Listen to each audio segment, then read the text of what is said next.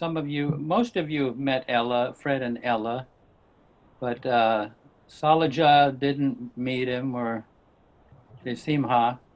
But she was one of there was a couple. Well, Kitty and Elizabeth started this group in New York. It was known as the Monday Night Group. And then when they came down here, they wanted somebody, Baba wanted somebody to head up the New York group, the Monday Night Group. And this is back in the late 40s probably, and they, various names were submitted to Baba. And he said he was looking for a couple. And eventually the name Fred and Ella came to him, and he said, that's the couple right there. They had not even met him. Oh, wow. You know, and they were the perfect couple for all the young people, because they were so present, and they bent over backwards to help all of us young people and through emotional difficulties, and they were very, very generous, unbelievable. I mean, they would pay for people's trips to India, and years later they say, you know, Fred, I can pay you back now for the money, you know, for the trip to India. And he's, I paid for your trip to India? No, I didn't. You know, oh no, I didn't. And there was no paying him back. They were so, yeah, truly generous. It was something beautiful to behold. Fred, no. And if you went out to dinner with him, you had to make sure to get the waitress, bring the check to me, you know. But Fred would somehow weasel in there, and he'd get the check. It could be 20 people, or, you know. They're beautiful. Who was it that said that Ella was an angel, and this was her this was her first and last birth of them? Yeah. Baba did. All right.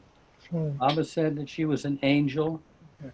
They have one life. One life. Yeah. And then they're gone, out of this mess. Yeah. And what war was Fred in? Right? It seemed like he was in the military early. Both, right? He fought World War I on the side of the Germans, and World War II on the side of the Americans. Wow, that's amazing. But here's an interesting thing. Fred moved, during the 30s, he moved to New York. And one day, and he was the head superintendent of this exclusive building, apartment on the east side, Upper East Side of New York. So this is the very expensive area. But one day he was walking along, and he saw these legs come out of a taxi, you know, and he saw those legs, and he recognized those legs. And that, you know, that's the one I am destined to marry. Oh, wow. And I don't know how he went over and introduced himself to this lady, but it turned out to be Ella, and they were both from Germany. She herself had come over in the 30s. She was, I don't know if you've heard of Rudolf Steiner, but yes. She was I didn't know that. A niece through marriage. Wow. And she met Rudolf Steiner as a girl. Wow. When she was young. Cool. Yeah. There's a very nice talk on the Meher Center site by Fred. Yeah, audio. Uh-huh. Yeah, I want to listen to that because it's wonderful. Yeah. Talked about meeting that he was always interested in finding God, but I think Ivy Deuce came to his real estate office and he saw the Baba button. Yeah. And that started. Yeah, in an elevator. Yeah. Who was that? He said that in the video that he and Ella became Sufis, and then when they met Baba, that Ella said she wanted to talk to Fred, and she said to him, "We don't need the Sufis now. We have Baba," and they were done. And he said they remained good friends with Ivy Deuce, Mercer Deuce. It's in the video. I said, Gabriel, you remember that part? Baba told him, you should keep connected. It's okay Connected. to keep connected because she's your Baba contact. Baba Yeah, contact. she's your I link. took that to heart because I Yeah, yeah. lost touch with my Baba contact. Yeah. Yeah. No, when he came in to meet Baba for the first time in the lagoon cabin, and they both had kind of misgivings about being Sufis, and Fred, they said, but Baba, we become Sufis. And Baba said, Baba said, I am the real Sufi, you follow me. And he let them, he let them leave Sufism reoriented and devote themselves just directly to him. I am the real, what is it? I am the real Sufi. I am the real Sufi. Yeah. All right. Are we Okay. ready for a moment of silence? Okay, let's have some silence. Yeah.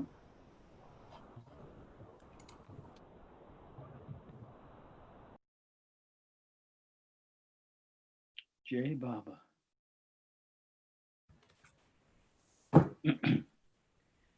So it looks like everybody who's here knows the protocol or the whatever. Angela will ask different people to read, and and then feel free to chime in, ask questions, share things that that about the passages that affect you, and all. I'm going to just say something at the beginning here that you may not see its connection to what we're doing here, but it does eventually connect. Back in the mid 70s, Erich took a bunch of us pilgrims over to a place called Happy Valley. Most of us were Westerners, and it's about maybe an hour from Marizad, and it's a kind of a sunken place of pilgrimage, kind of like a garden, has a stream. It's a kind of a beautiful place where Ram and Sita were supposed to have stopped at one point. But anyway, while there, Erich got to talking about Prophet Muhammad. And he said that what became known as Islam, he said, was a perversion right from Muhammad's death. I mean, I remember, like, the word perversion is a pretty strong word, but right at Muhammad's death, what we became known as the Muslim religion was a perversion. And he said that some of the companions went in the direction of this new religion, the organized part of Muhammad. And a lot of the companions just disappeared into the city. And those, like I say, those who were interested in being part of the new religion went one way, and those who wanted to find out what it was like, what Muhammad was like, and what it was like to be with him and everything, they found these companions in the city. And little groups formed around them, and they would share their times with Muhammad. And so what happened is, and so these groups, Erich said, eventually continued Sufism.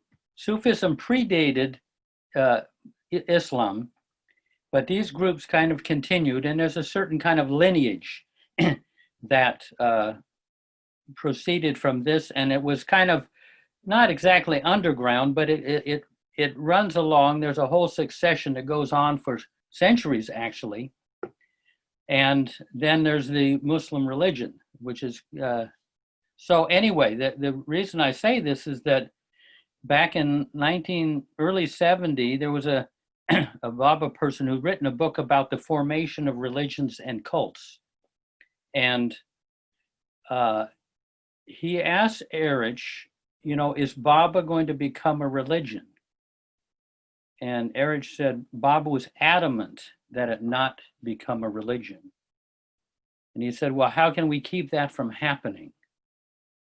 And Erich said, if his lovers would get together in small groups and share their mystical experiences, it could be avoided. Erich used the term mystical, but I think years later he would have said if they share their inner experiences, it could be avoided.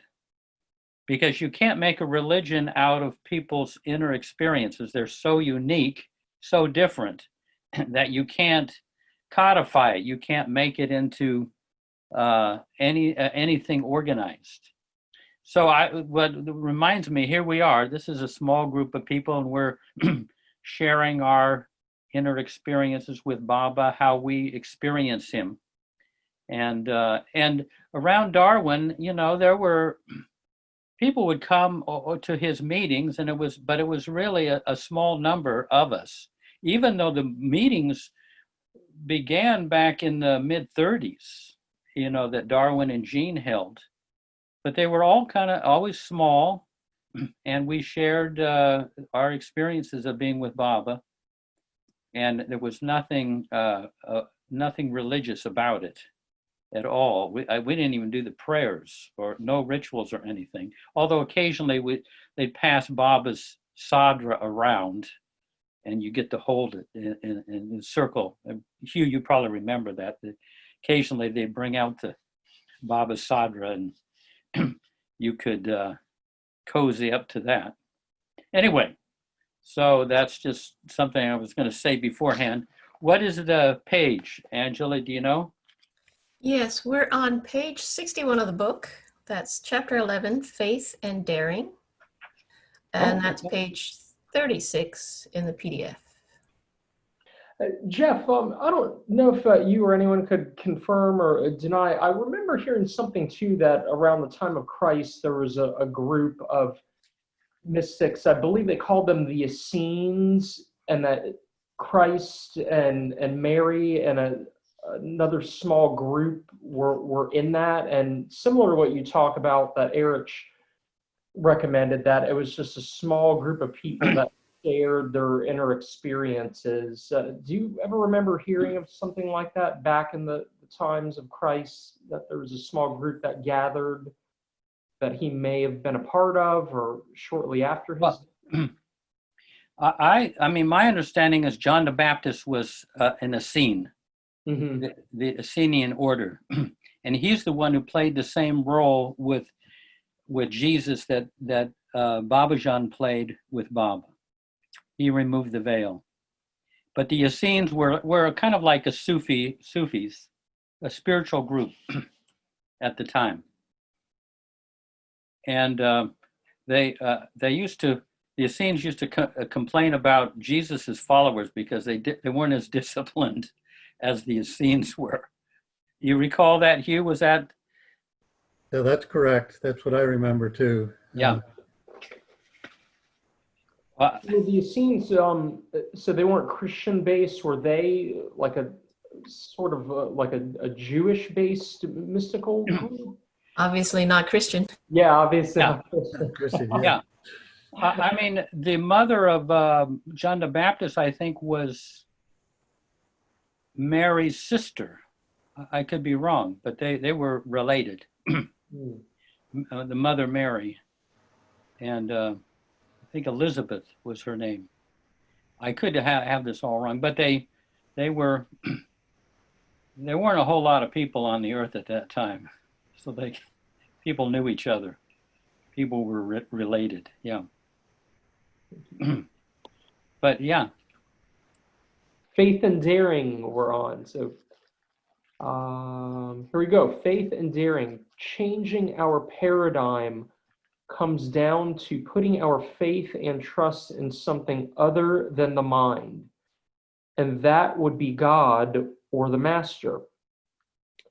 Faith and trust in God or the Master go beyond the control of reason and the expectations based on reasoning. At the mind level, the logical level, we tend to think that problems are solvable only based on certain contingencies. But instead of thinking that we have to figure out everything on an intellectual basis, when we are contending with doubts, fears, and anxieties, we have to build our faith so that our center of trust is in God or the Master. By faith, I mean spiritual faith, which can become a transcendent and triumphant faith where all doubts are dispelled, former obstacles disappear, and we have clarity within through the eyes of the heart.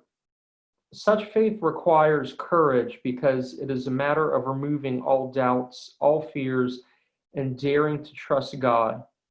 If we trust Him completely and implicitly, we dare to go out on a limb of faith even though we cannot see where it leads. Meher Baba says to trust God completely and leave everything to Him, to let Him take care of all of our problems. It is my experience that He does do this, but we need to have faith that He is capable of doing this and be strong in our belief. We have to root out all our doubts and the reservations that we hold in our consciousness. Increasing faith ultimately involves a growing intimacy with the Master and a growing acceptance of His intervention. This is not a head process, but a heart process, wherein one dares to open the heart completely to the Master and accept His loving, purifying, sustaining grace. We experience His grace in proportion to our trust and faith in Him, so we must dare to go out on a limb of full faith. Then things really begin to happen. I have really appreciated through these readings the concept of seeing through the eyes of the heart. And I have been practicing it because, gosh, everything, all of these concepts take practice. And one of the things that I've noticed is that the really big difference between what I'm thinking and what my heart is thinking. And because my traumas and my sanskaras and my habitual thinking, some of which is fine, but some of which is not so fine, is gone when I look through the eyes of my heart. And particularly if I'm having a challenge relating, when I go to the eyes of my heart, I notice that there was no problem with relating to someone. It's like this was screwing me up, but looking through the eyes of my heart doesn't. And then I don't have the quote, but maybe some of you do, that about, I think it's saying Baba's name, or like wakes him up in our heart, and then he can't go back to sleep. Yeah. And then also there's that, if I'm not honest, then that clouds my heart, or Baba goes to sleep. I'm not even sure, like, I don't know if I have those concepts really clear, but there's that grace. Like when I look through the eyes of my heart, it's like the issues that my brain has with somebody aren't there anymore. It's really amazing. And it's like heart to heart, we're all just doing the best we can. So it's been pretty profound for me, and I'm still practicing it. But there's that, maybe that's this grace they're talking about. When I'm with where Baba lives, then I'm letting go of all that stuff. And I'm just seeing maybe how Baba sees people. Maybe that's it. I don't know. Thanks. Yeah, no, beautifully described. I mean, I just feel that so many of us, just from this reading, getting a sense of opening up the heart and proceeding in life with the heart rather than from the mind. And it's, like you say, it's a much simpler, more beautiful way to proceed. And, Darwin kind of convinces you to drop off a lot of the ideas and opinions and theories and everything, and drop down into the heart. Beautifully said. I've been trying also to do this when I'm having frustrations, and I noticed that if I had like a sort of superficial something happened and I was sort of upset about it, and when I tried to just feel what I was feeling to give it to Baba, I could only feel a certain part of myself. And other times when something really bothered me to my depths, and I was going to give it to Baba, and I thought, how do I feel? I could feel my whole being more or less ready to like be given as a gift. So what Laurece just said, it was different emotions seem to be only living in the head, and in other ones are so much of the core. That's Yeah. all I can explain. Yeah. Beautiful, really. Yeah, thank you. Changing our paradigm means taking our stand on the truth within, the highest truth we know within ourselves, as Bob exhorts us to do. We have to assert our infinite nature, our higher nature, which means to identify and cooperate with the spirit level of our being. This calls for great daring. Instead of taking our stand on the shifting sands or sanskaras, we take our stand on the truth within. We do this by asserting the truth within, denying the false, and this is the skill of right thinking. We must dare to engage in right thinking in order to get breakthroughs towards the truth, rather than hope that the truth is going to magically drop in on us sometime. This means that instead of asserting all the false values we have been in the habit of maintaining all of our lives, we have to be courageous and assert the truth within our consciousness, especially in our hearts, which is where we have experienced illusory restrictions and conditions, and do the work of replacing them with higher values. This is a refining process that we undergo. Working with a variety of means and methods that we are conscious of, we see where we can exchange weakness for strength in our hearts and illusion for more and more of the truth. We pull back our tentacles of sanskaric fulfillment and instead work to uncreate, unquote unquote, sanskaric veils and ego definitions. The truth within can become our criterion for sorting and exchanging values. We measure those values against the truth and make choices along the way. Thus, taking our stand on the truth within is a shortcut for dissolving our subjective and self-created false world. We become true seekers. We see the falseness of the false and detach ourselves from it. We cling to the truth. When we put it into practice, more truth will be revealed. If we stop this progress, we fall back into the original paradigm. All of this is a part of inner discipleship, discovering more and more what can be accomplished through faith and daring. This means opening up the heart more, and even the act of asserting faith opens up the heart. We dare to go out into the unknown at the inner level, dare to draw closer to Baba. Dare to draw closer to Baba, page down, inwardly, and dare to draw away from the limited self. Through faith and daring, we open up the heart center and take our stand on the truth within, and this leads us out of the dual realm and into the inner path of love. Mir Baba says, learn the art of taking your stand on the truth within. When you live in this truth, the result is the fusion of the mind and the heart and the end of all fears and sorrow. It is not a dry attainment of mere power or intellectual knowledge. A love which is illumined by the intuitive wisdom of the Spirit will bless your life with ever-renewing fulfillment and never-ending sweetness. End quote. That was Bob, and now Darwin again. As always, this is not a work that we are doing by ourselves. We're doing it under the guidance with the inner help of Mir Baba, the Divine Beloved. He is constantly supporting us and helping us. Through him and his divine love, grace, everything becomes possible. And I have a comment to ask. Sometimes I think we are all here. We follow Mir Baba. We become very curious.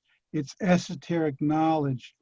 It's some things I think when they talk about esoteric knowledge, and there's some things that if you tell somebody, they misunderstand it so completely that you're sorry you ever broached the subject. So, some of this is like, well, how do I know who's talking? How do I know that someone's going to, well, this says white power is better. I'm sorry to bring, anything political. I don't mean to do that, but, it's almost like esoteric knowledge. It's for us to accept Baba is guiding us and take his name, because anybody that doesn't come here to read this would never, I'm not going to say never, but would very rarely think of following someone other than who's at their local church. Am I making sense? Yeah, this is not, at least it doesn't have a real wide appeal at this period of human history. I mean, eventually billions of people will follow Baba, but this is a time that's based on the experiential. In the future, people will believe in Baba, but I don't think many of them will have these inner experiences that we're having. But this is a time, you don't find people believing in Baba now. You find people who have experienced his divinity and fortunately his work with us to try to transmute our lower impressions into the higher, more refined impressions. We know that's going on, but how to convey that to somebody might be rather difficult. Better not to. Huh? Am I muted? I don't know if I'm muted. Better, sometimes I feel it's better, unless someone really seems really taken with the idea, it's better, for me at least, in some of my experience, not to start talking about it, because people start saying, what do you mean? You mean this? No, nothing like that. Forget I even brought it up, Yeah. Yeah, so, yeah. Yeah, you learn how to to convert Baba's teachings into the language of psychology or the language of family love or whatever. Right. Makes a little more sense. Jeff, I found this so powerful, and I hope I'm relating this the right way and thinking the right way about this, about taking a stand on the truth. And especially, I think this last couple months, I've trying to see how to put this here. I guess I've been a Baba lover for some years now, but I have a long history of, being very open and accepting to a lot of other spiritual paths and having friends and dabblings and, in other areas too. And I have some good friends of mine that are older, in their 60s, 70s, that have been swamis and other spiritual orders that have, lived in India under some pretty esteemed masters for years. And, and I think I'd unconditionally just granted truth to everything a lot of these different people and guides and friends would say. And I think there's reached a point after a while, and especially after becoming a Baba lover, where there's just certain things that I feel, that are just a little off. And it's especially that people that have a lot of energy and that have had Kundalini awakenings, where you automatically look at that as, oh my God, they're just automatically in this amazing place, and I need to just listen to everything they're saying. But something in your heart feels that there's just something still off and not right. And I think finally this last couple months, there's actually been a move away from it and feeling just a need to be alone a lot more, and just certain things that don't feel aligned. And it's a scary place to be, especially people that you just automatically were like, oh my God, they know everything.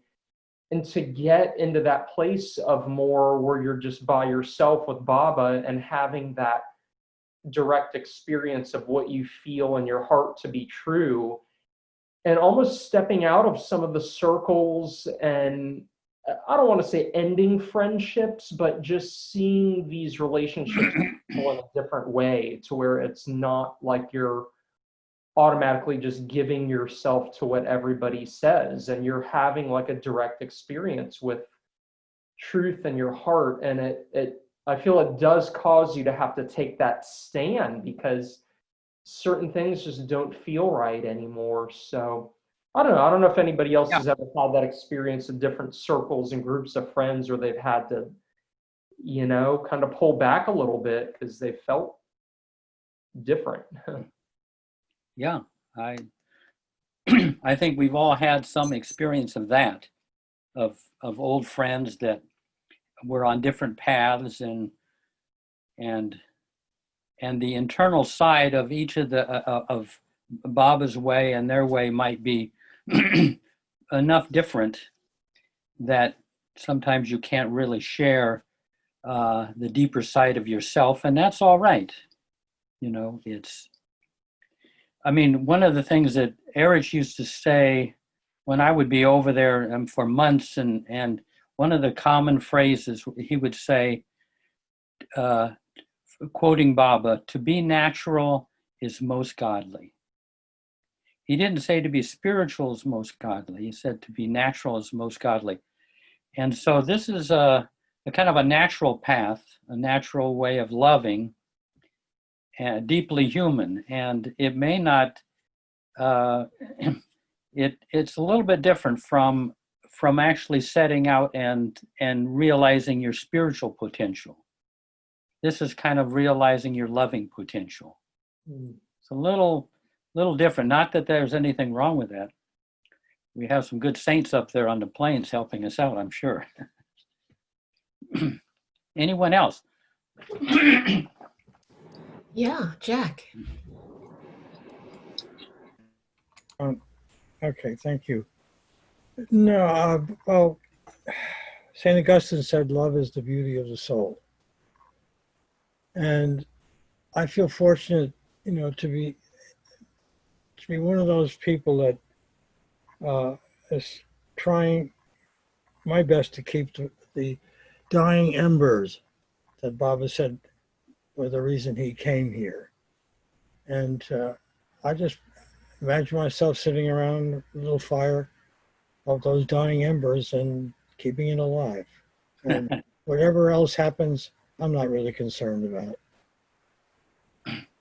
Every once in a while you poke the embers. Yeah, exactly. And as you said, 100 years from now, 500 years from now, there may be 1 billion people. Yeah. That will be that. But that's This is, yeah. Okay. No, true. Anyone else there? Rita, you had your hand up? Hi.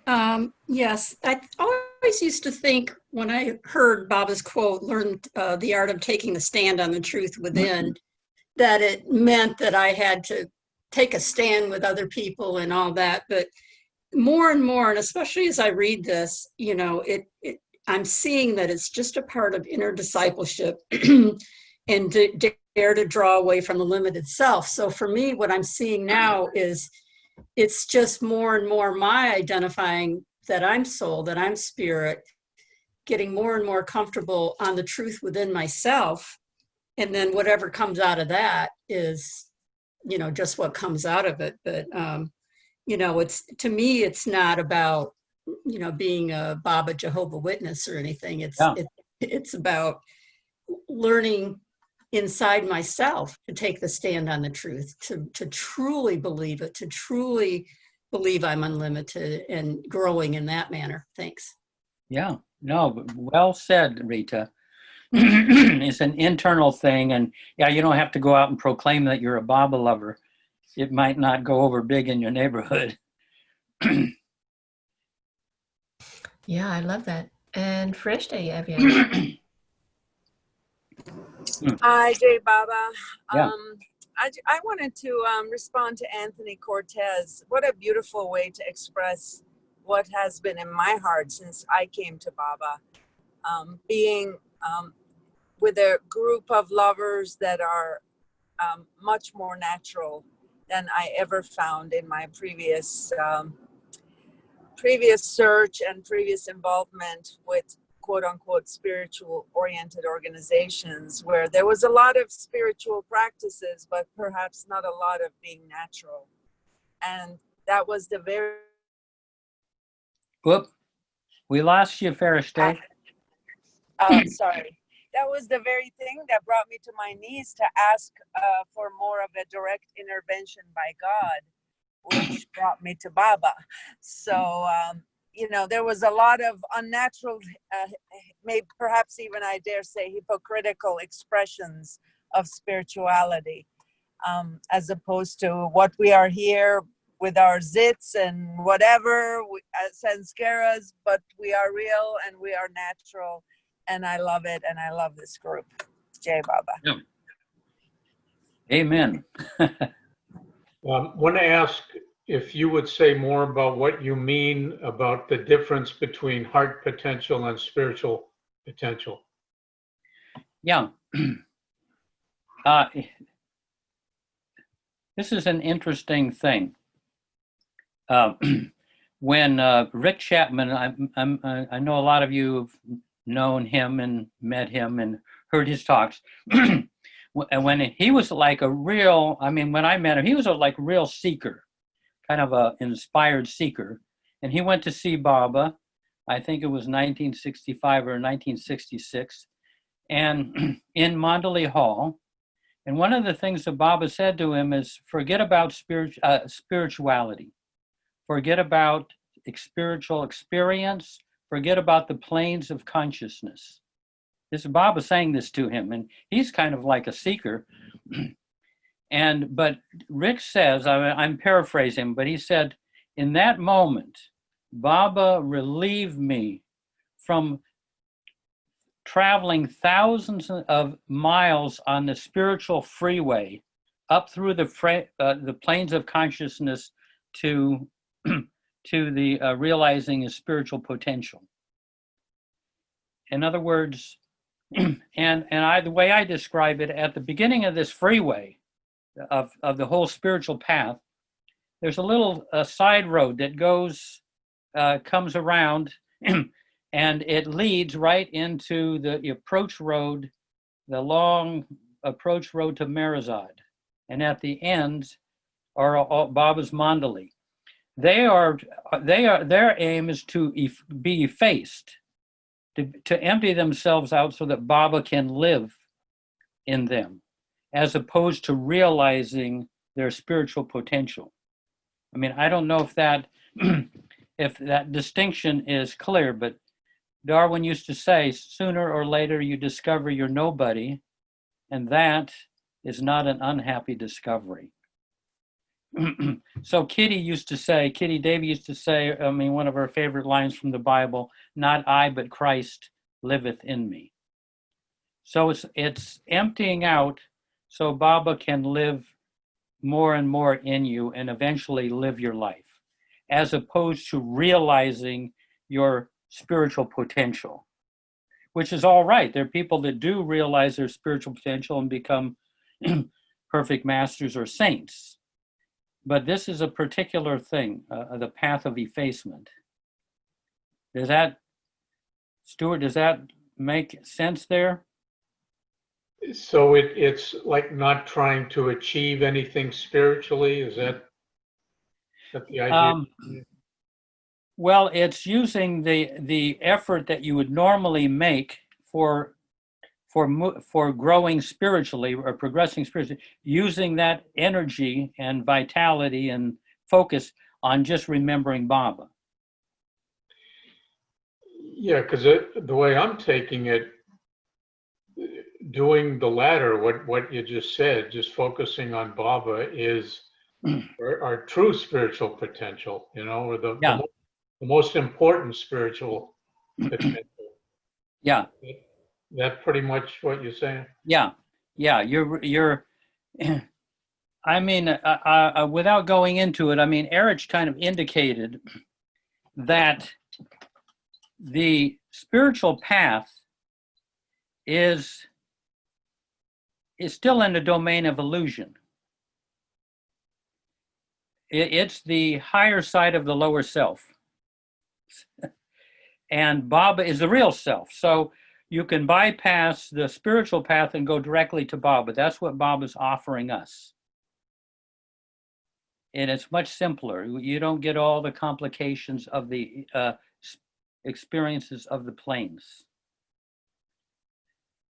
Does that make, it's incredible distinction and an offer that Baba gives us.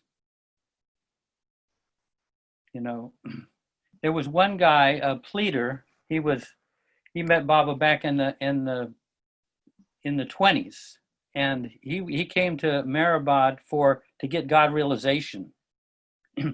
And you know, and Baba put him in the post office, and he was there secluded, and he drank just milk, and he was there for maybe a couple of years, and but eventually, you know, he went to Bombay, and in 1938 he came to see Baba and said, Baba, you said you were going to give me God realization. And in 1938 they were building the buildings on Baba's tomb and everything on the top of the hill, and Pendu was in charge of that. And so pleader's asking Baba, you know, you said you promised you'd give me God realization. And he calls Pendu over and says, Pendu, what do you want? And Pendu looks at him and says, I don't want anything, and goes back to work. That's the difference there. So they didn't want anything, just to remember Baba and try to serve him without any razzle dazzle of a spiritual experience. Yeah. I don't know. That makes sense?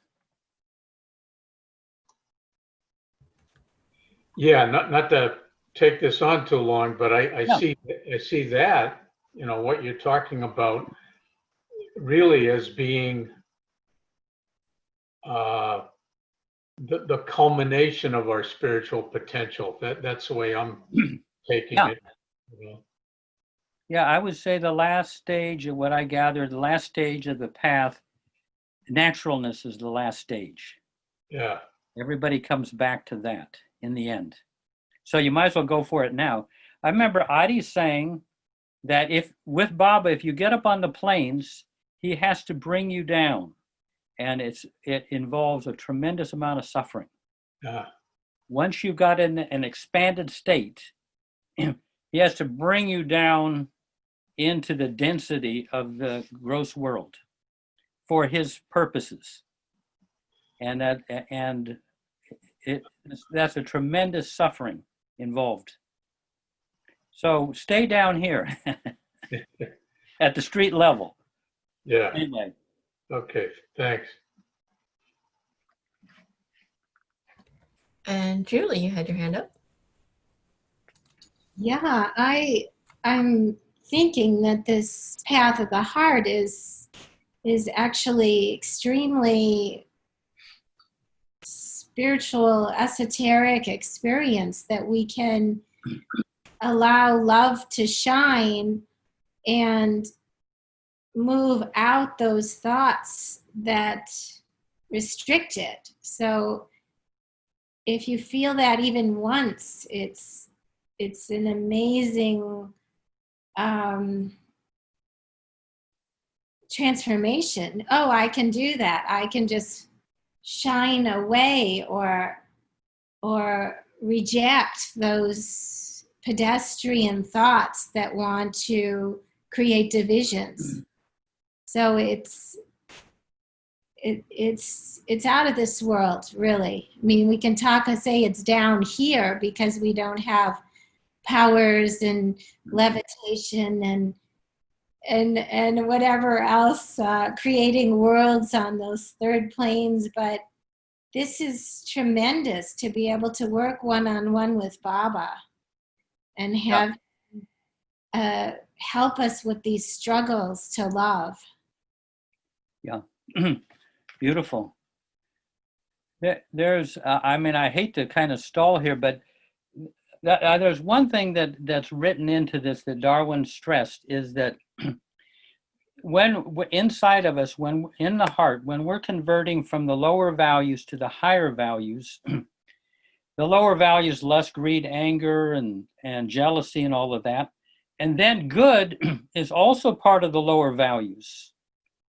And what we want to do is get out of the sanskars and receive the higher, the divine qualities that are really, they come from the other dimension into us. So that say, where impatience is one of the lower values, and patience is a divine quality. So we're turning and trying to pick up and appreciate patience, say, to counteract the lower value of impatience, or stinginess or acquisitiveness at the lower level. We're trying to tune into the divine quality of generosity. These are generosity and cheerfulness and humor. These are not, they're not emotions. They are divine qualities that are coming in from Baba at a deeper level. And so taking the stand on the truth is actually moving back into generosity, cheerfulness, joy, empathy, and all of those qualities. That's another way of looking at standing on the truth, is you find these divine qualities in yourself and live from there. I don't know if this is kind of central to what Darwin has said over the years. Combining the opposites. The spiritual path is strewn with paradoxes, and truth itself combines the opposites. For example, it is simple yet complex, fluidic yet stable. To transcend the opposites, Meher Baba emphasizes the combining of certain opposites, like the two poles of a battery. Combining the opposites is more an attitude than an action. For example, humility and boldness, self-effacement while maintaining self-esteem, total detachment and yet love for everything, infinite patience and infinite longing. The ultimate paradox is our being everything and yet nothing. Naturally, we do not try to combine all of the opposites, only those necessary for effacing the I. By combining certain of the opposites, we are working towards integration of our forces, and also paradoxically striving to give up everything. The combination creates a balance of the opposites. The tension of the paradox creates a current, releasing the locked energy, creating momentum, and canceling out both of the opposites. The effect is that we are bringing together two forces, a positive and a negative, which ignite and create energy. And together with the self-denial that is part of the spiritual path, precipitate the consciousness to a higher level. However, if you act on one of them, the current is diffused.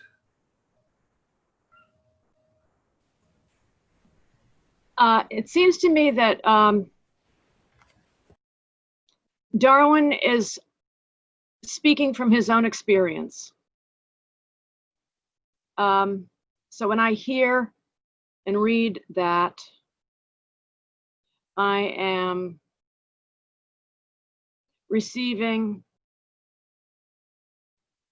a communication of a person's personal experience. And that I met Darwin, I knew him, to the extent that I could, socially.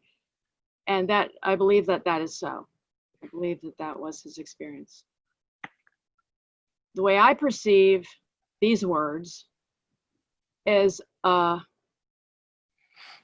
relate them to my own personal experience and beliefs, is that my sanskaras are powerful and continuous.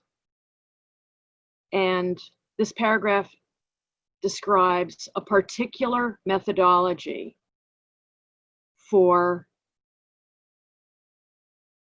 adjusting and, I don't want to say manipulating, but directing, perhaps, my continuous sanskaric movement in such a way that I can engage consciously in its direction towards balancing, which is, as Meher Baba says, an innate goal, an innate motivation. And enacting that consciously is certainly better than not. So the amount of strength and capability that I have to do that, I believe, is within that key word in that paragraph, denial. Was that the word? Yeah.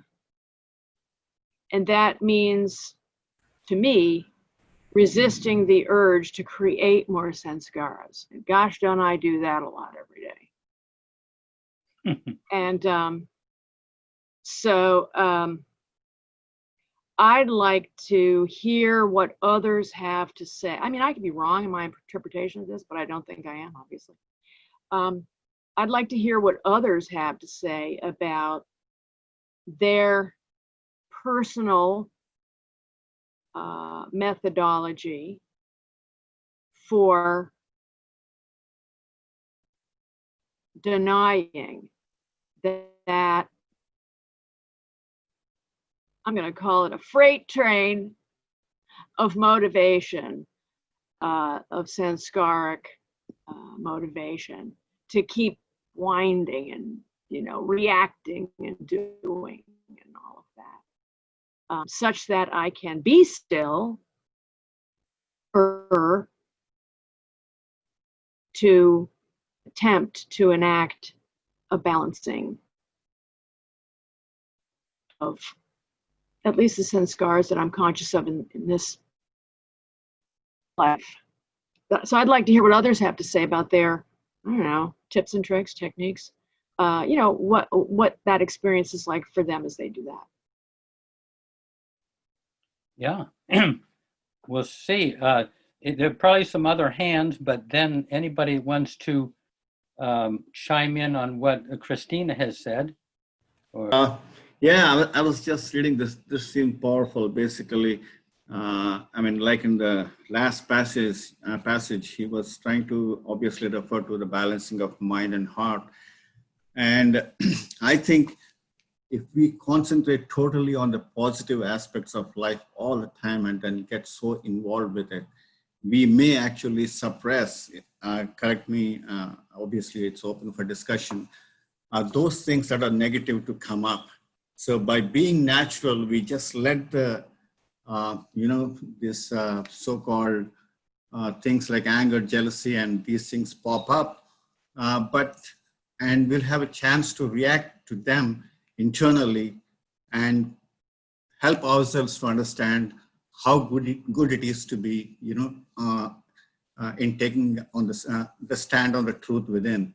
So I guess we'll have to let that side of us also play its part, the negative part sometimes, and be natural and help those to help us to take the stand on the truth within. Because that's when we try to realize how important it is to be taking that stand on the truth within. That's what I think. Yeah. Beautiful. Prakash, any? Yes, a few hands. Heidi, you're up. Hi. Yeah, I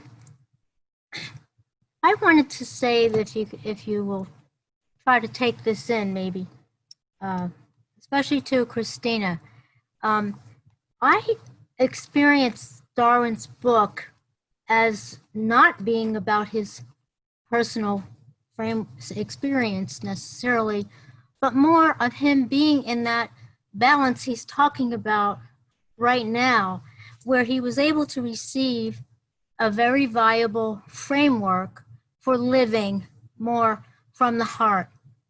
And it is a framework, I think, that we all, as Christina said, we apply it personally. We apply it in the way that means something personal to us and our own sanskars and our own living and experiences. But I do see it as a pretty viable offering of a framework for living. So that's how I take it. And the other side of this is he's talking about being stationed, if you will, in an attitude versus an action. And that's pretty difficult to do, where you're sort of taking the best of positive and the best of negative, if you will, and using those vibrations for leverage to be and to experience yourself in relation to others without grounding in ego necessarily, to live and to love. So I don't know if I'm making myself clear because it's hard to articulate, but I do think this is pretty powerful because it kind of kicks you into consciousness if you have the attitude. Combining the opposites, here's Darwin, combining the opposites is more of an attitude than an action. So you're combining what he's saying here, all opposites, you're combining it and sort of finding that sweet spot in between the opposites so that you can function spiritually. Am I making sense? Yeah, I mean, these things are very hard to describe because they're internal things and they're non-spatial, you might say. Yeah, and yeah. So that's why a lot of people write poetry. Yes. You can't really. Yeah, anyone else? Jack, you're up.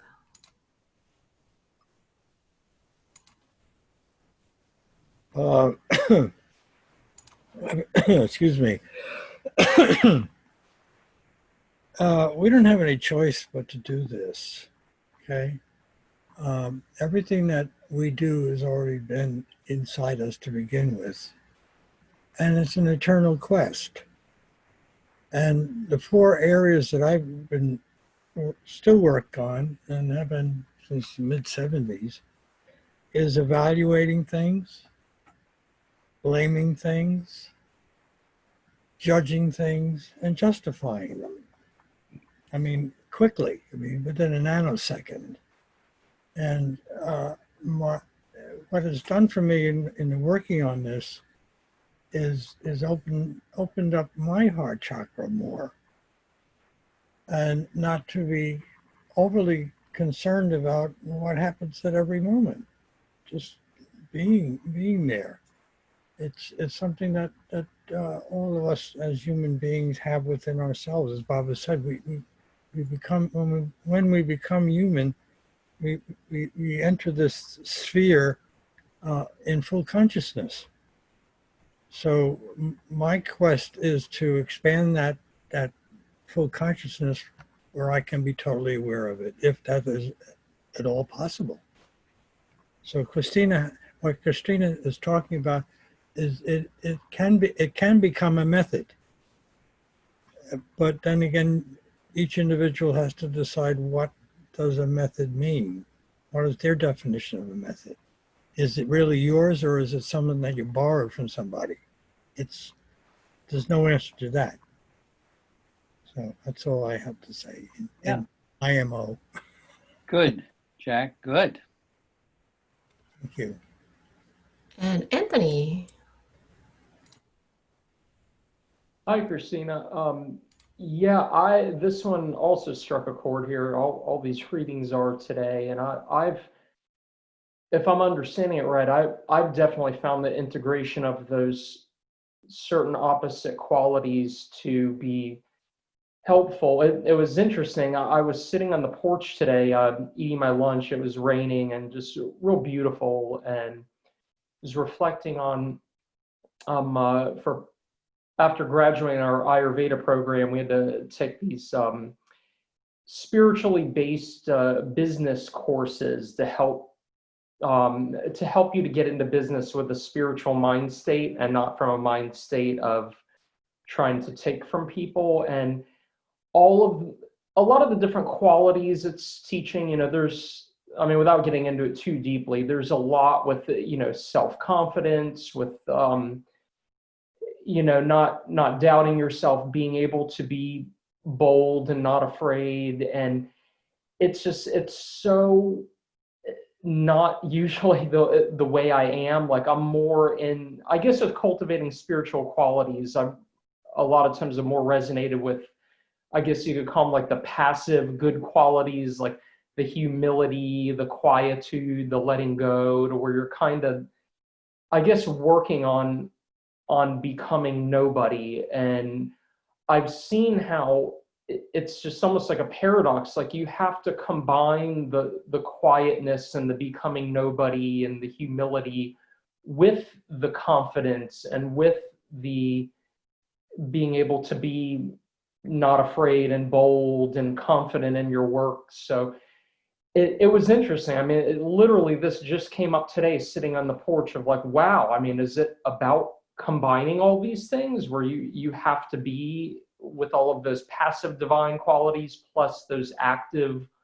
bold divine qualities? So yeah, I don't know if I'm totally understanding it right or making sense, but when I read it, it was like, oh man, maybe that's what we were, you know, thinking about on the porch today. So for whatever it's worth. Yeah. Thank you, Anthony. Yeah. And Christina, you're up again. I have an example in my own life of what I consider a balancing technique or method. And I would say it's hard won, because it is, methodologies for this type of thing are, as has been said, part of inner work, you know. And so one of the techniques I use, with success every time I do use it, but I don't use it all the time, and that is developing a sense of gratitude. And you hear about gratitude a lot in a lot of different places, and you know, it's a big thing now with a lot of certain methodologies. But really,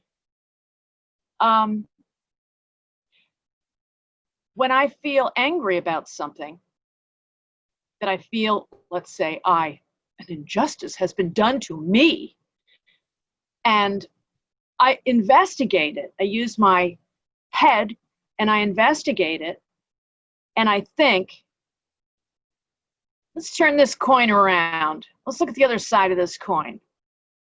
And if I make the effort, always.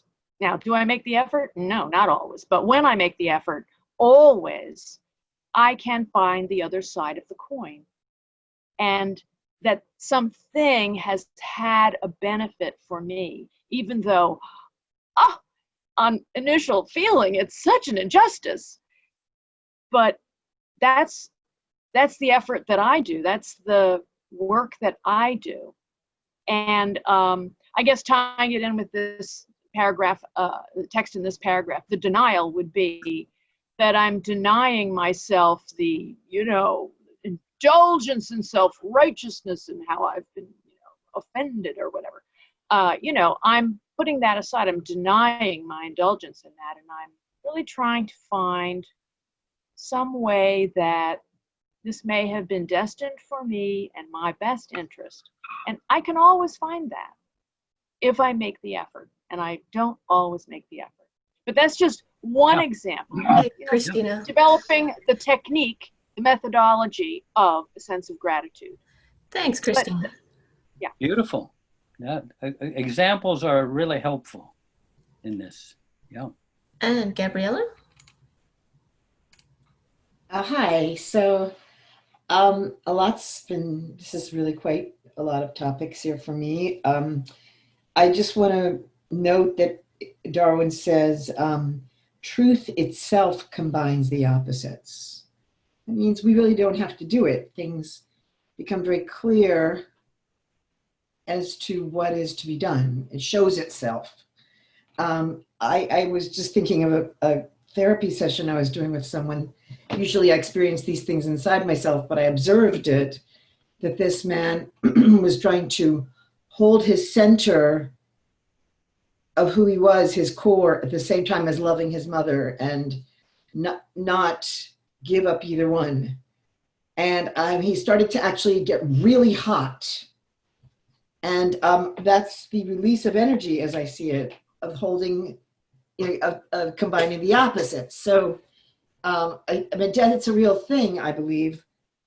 And for myself, I thought of, I mean, I love this list that Darwin gave. I could put it on my wall because self-effacement and self-esteem, detachment, yet love for everything.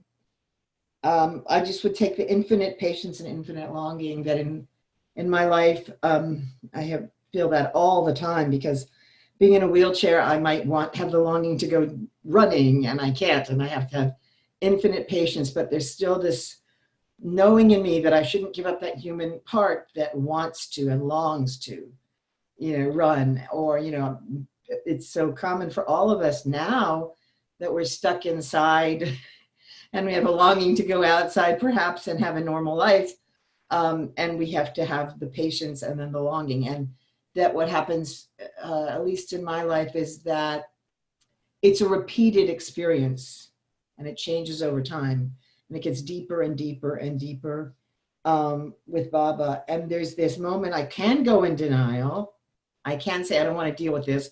I want to fight this, this tension. It's uncomfortable, but it just doesn't work. It falls apart. I end up having to go back to that very refined place. It's a really, let's say, where you're sitting in the center of that, very quiet, very, very still. It's kind of a meditation. Thanks. Nice. Thank you, Gabriella. And Hugh Flick? Sorry, we both hit it at the same time. Yeah, when I think about what Darwin is saying about balance, particularly in terms of the paradox of these binary opposites, the thing that I always remember is that binary opposites are just the endpoints of continuums of feelings. So good, even good and bad, almost every thing we think of in terms of those things is between the endpoints. So that's how you get your balance, is to try and figure out where you are on that continuum. Yeah. And where you are in this particular stage in your development, and later on the balance will be in another, it'll get integrated maybe at a higher level. Yeah. And Ray. Hi, I think that this speaks to what Christina was mentioning, because I'll think, well, I want to give something to Baba because I want to clear myself. And it really, I don't know what I'm doing, but if someone wrongs me, and all of a sudden for a second, now I just think, how am I feeling? And I can feel so deep. And then when I go to give something to Baba, I'm actually giving something because I can actually feel it. So it actually, when you're wronged by someone and you allow yourself to feel, me anyway, I allow myself to feel it. And then I just say, all right, Baba, this is my gift to you, some more of my garbage. Actually, the wronging that someone will do to me is actually helping me so much to clear out my garbage. Thank you. Yeah, so true, so true. They're just aspects of ourselves. Reflecting back, yeah. And Laurece. Hi, yes, I wanted to talk about the self-effacement and self-esteem. Yeah, self-effacement while maintaining self-esteem. So so some of you know that I'm a singer and I've performed in lots of bands, and one of the things that I would struggle with for many years was my ego. Years ago, I did a double bill gig with a dear friend of mine, and I would come off the stage and my brain would start criticizing her. And it was like, wait a minute, why are you doing this? Like, I love this person. And my brain was like, and it was like I was watching, I was like, thank God nobody can hear what I'm thinking, you know? And I realized it was because I had been so nervous and so scared and so much in my ego when I was performing that my ego was then flipping out, you know, like going, you know, like either low or high, you know, it was like doing this stuff. And I mean, it was horrifying. I was like, brain, stop. I love this person. Why are you criticizing her? You know? And it was like, it was a reflection of my stuff. And literally, I think it was 20 years of performance before I lost my ego in performance. And it was literally through Baba. And it was literally saying, Baba, move my ego aside. Baba, move me out of the way. And then I remember even performing, and then at one point I was like beating myself afterward as like I didn't think of Baba enough, you know, which is still another, you know, ego thing, you know. And so, you know, usually before I start singing, I just say, Baba, please come through. Baba and Mira, come through my heart, come through my voice, come, you know, like just ahead of time so I can actually focus on what I'm trying to sing. And but then I also remember I was in this really great jazz band. I had hired some very good jazz musicians and they all had their own careers. And I realized I kept trying to sabotage it. Like my stuff was trying to sabotage this because I was like, how come they're with me and blah, blah, blah. And I was talking to Baba lover, Daryl Smith, and he said, and I'm just trying to think what he said. It was kind of like that phrase, like, God don't make no junk. But it was a Baba phrase, and I have to try to remember what it was because this is like 2012 or something.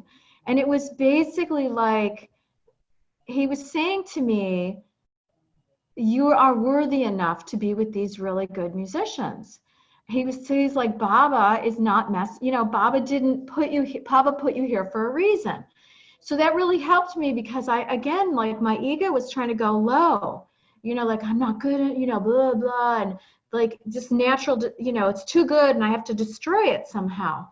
And so he just was like, you know, so it's that whole kind of thing, like, it's like I need Baba to move my ego aside, but I also need Baba to raise up my low self-esteem because that's what I grew up with. A lot of criticism, a lot of negativity. And so Baba's the only way out of all this. The same thing, out of this, you know, like, and it was through another Baba lover that I have to remember because it was very funny. What he said was, and I had it written down and I had it on my piano for a long time and I don't remember what it was, but it was hilarious. It was like, you know, anyway, maybe I'll think of it before the end. But anyways, Baba's the answer, right? For the self-esteem and the self-effacement. Thank you. Good example. Patience and longing. I have the spiral bound, so maybe some words different than yours. In the discourses, Meher Baba gives the example of intense longing plus perfect patience. Baba says that we must have such intense longing for the truth after we discover the falsity of the creation that it overcomes and burns up all these baser desires and inclinations. But at the same time, we have to have infinite patience. Our intense longing is to see God, to long for the presence of the beloved. But on the other hand, we must have seemingly complete detachment and be so patient that we could quietly stand back and wait for a million years. It is hard to imagine having both of these elements in our consciousness at the same time. But that is what Baba is saying. And I want to interject here what Eric once said when they asked him about, you know, dying and all that, whatever it was. But he said, my wish would be if I had to live another million lives before I could come back with the avatar, I would do it. Yeah. Combining these opposites creates a positive and negative dynamic in the consciousness, which engenders the emergence of energy, and this can change our voltage, raising our consciousness out of the inertia of the gross level to the subtle realm, which is the realm of energy. It is as if we have a helicopter within us, but we must first start the motor. We already have within us the means to rise out of gross consciousness, but we need to dare to ignite the engine. Combining the opposites activates the ignition. By putting positive and negative together, energy is created, and thus we rise. It is a natural growth, not something that can be artificially imposed upon anyone, and a tremendous amount of grace is involved. Mayor Baba says it is only when there is a balance between infinite longing and infinite patience that the aspirant can ever hope to pierce through the veil of the limited mind. And this combination of extremes can only come through the grace of a perfect master. And he also said that patience is the one emotion that stays within us the longest. Paraphrasing. Last to go. At the higher level, we are willing to relinquish our lives and be born again at the level of the spirit. That is, born into our subtle and mental spiritual bodies. We discover the fact that we are not the gross body, but that we are spirit, and as spirit, we are already infinite.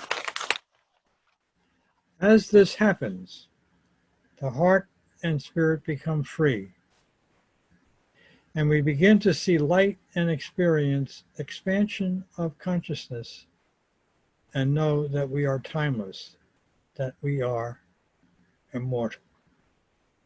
Then we begin to share in the consciousness of the beloved and realize that we are part of his being, and all this unfolds within. End of chapter. Yeah. That says it all right there. Pretty good, huh? Laurece, you got your hand up? Yeah, Terry remembered what Daryl had said to me. So he said, "You're with Mayor Baba. This isn't a rinky-dink outfit." So then I rewrote it for myself and I said, "I'm with Mayor Baba. This is no rinky-dink outfit." So I just to be like, you're supposed to be where you are because Mayor Baba put you there, and don't mess it up. It's not a rinky-dink thing, so anyway, thanks. Yeah, that's great. Okay, I just had to ask this one to Jeff here, just since we were talking about it again today. So with Darwin saying that we have to be willing to be born again at the level of the spirit, that is born into our subtle and mental spiritual bodies.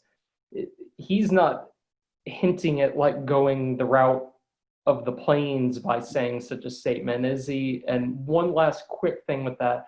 I remember Baba saying in, I think it was in God Speaks, how he said even when we aren't like on the planes, he said we're imbibing the qualities of the planes. So for instance, while we're in the gross body, we make use of the energy of the subtle sphere without actually going there. And we also imbibe and make use of the qualities of the mental sphere without going there.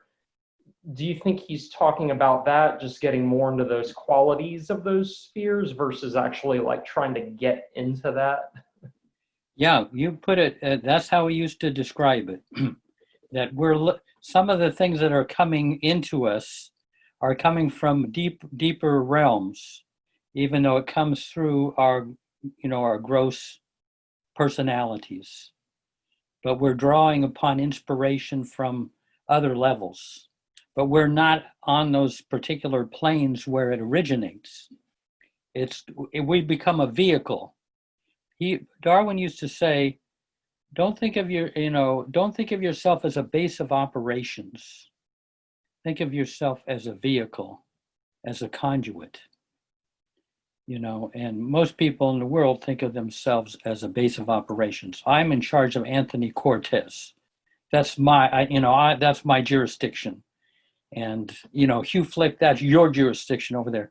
And that's the kind of paradigms we bought into that. But if you're just a vehicle, then a lot of these things, even from our very soul, can come through us.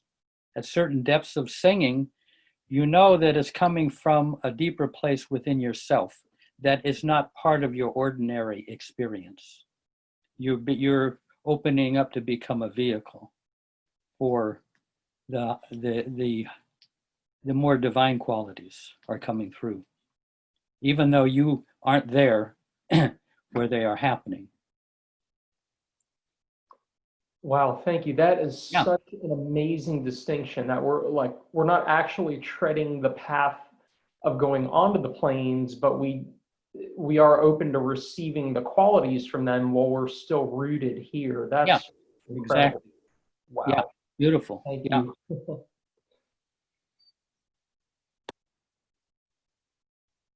Yeah, I mean, Bob has said, I think about Francis Brabazon about the book Stay with God.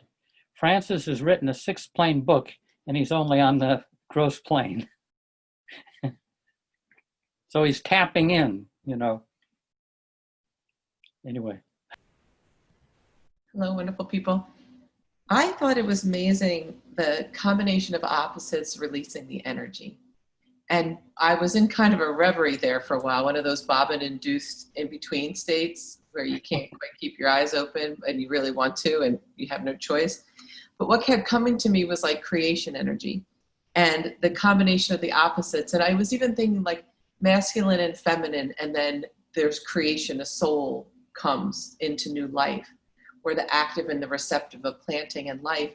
And that giving ourselves the feeling of being with Baba right now, even like when I give myself the feeling of being with Baba, even though I'm not with him in the flesh and he's not back and all that, everything changes and my world just realigns.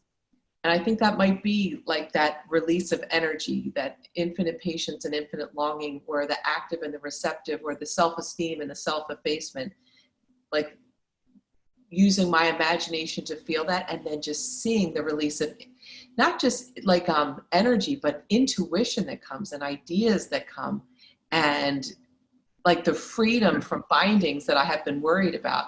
So I like that. I love that when Darwin talks about, the emergence of energy and like creation energy. Like if we're God and Maya is God's shadow, and if we know that we're God, then we might be able to move the shadow a little, not for our selfish interests, but it just naturally happens. Then Baba intervenes and we're the vehicle and things happen.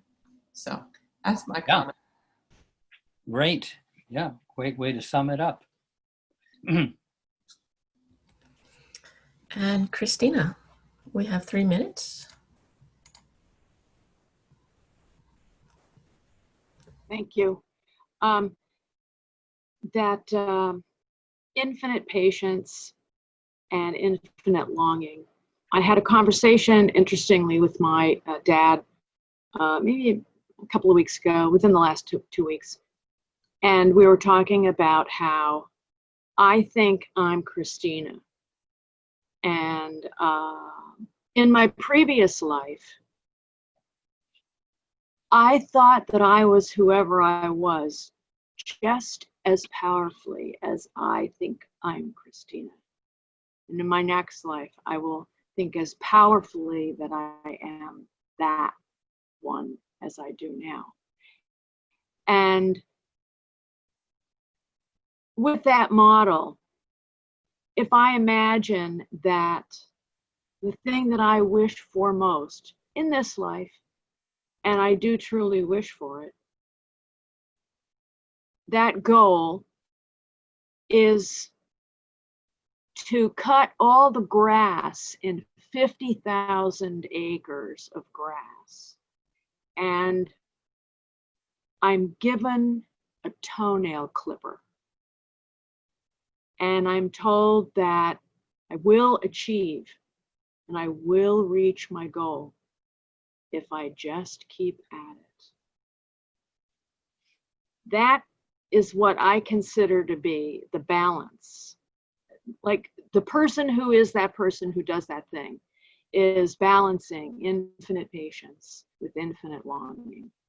And my desire is to retain that trajectory life after life. So that longing has to really be there. It can't be whimsy or just the desire to not have pain.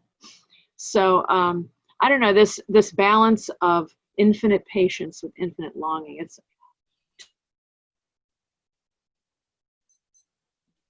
If I were to be able to achieve that in this lifetime, what would it be for? You know? I mean, it's a huge, huge thing. Anyway, thanks. That's all I got on that. Hey, let me break in for a moment. Is Stu here? And if after the silence, if anybody wants to stay on for a heart-centered meditation that Stu can lead us on. It's a short meditation, but very powerful, very, and getting in touch with Baba's love and sending it to someone or some group of people.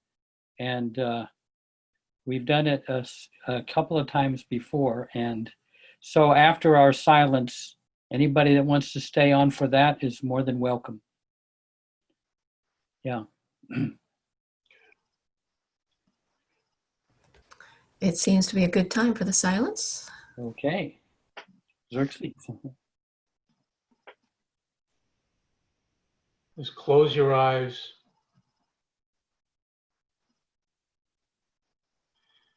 And just let yourself settle into wherever you're sitting.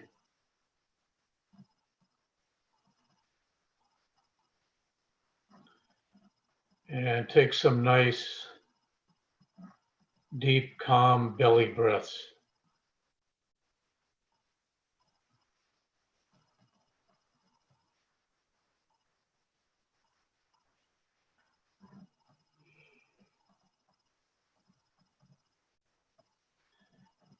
And now bring your awareness to your heart and your heart space.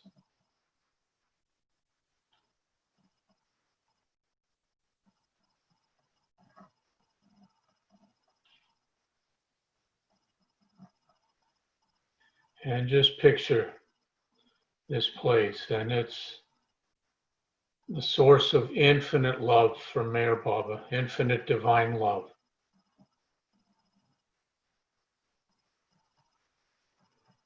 It's in all of us and around us and beyond us.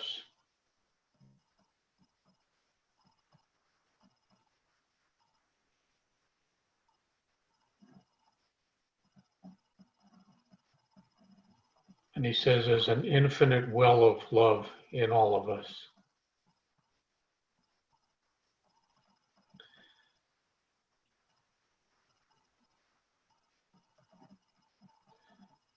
So breathe into your heart space. Picture that.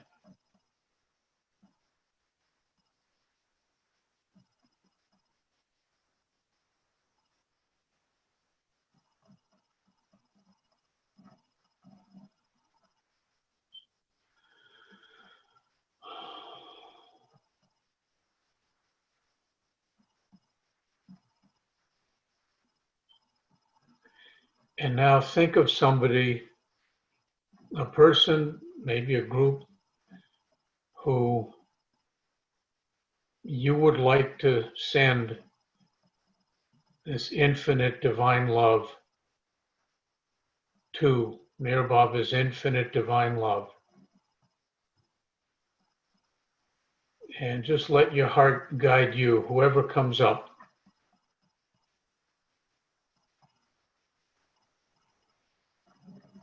And picture them. See them in your imagination inside. And breathe into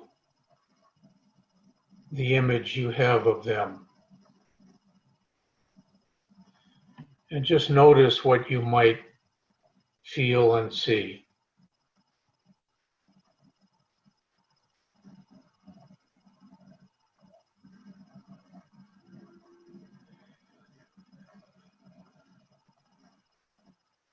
And now picture their heart and heart space.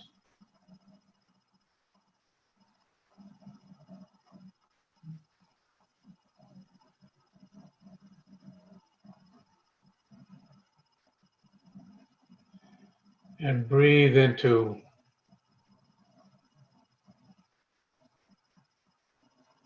you seeing and feeling their heart space.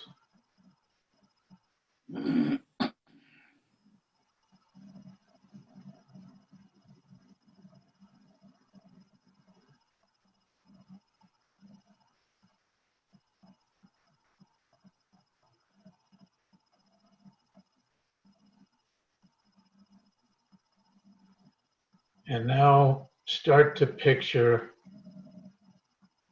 Baba's infinite divine love is flowing into their heart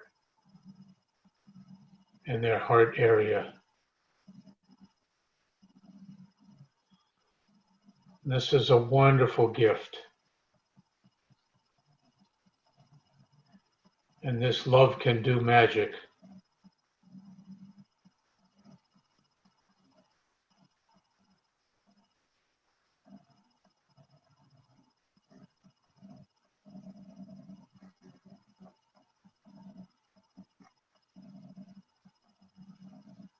And you might actually see this love. I usually see like a liquid golden light.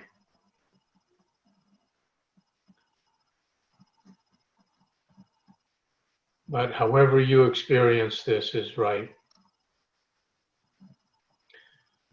And breathe into this divine, infinite love.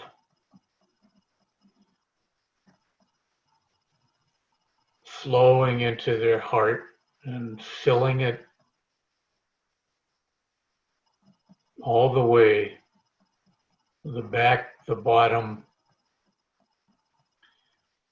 It's healing, soothing, cleansing, forgiving.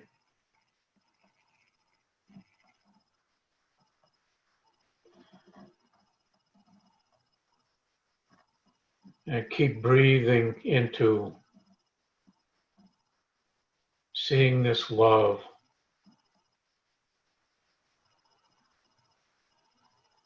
This divine, endless gift.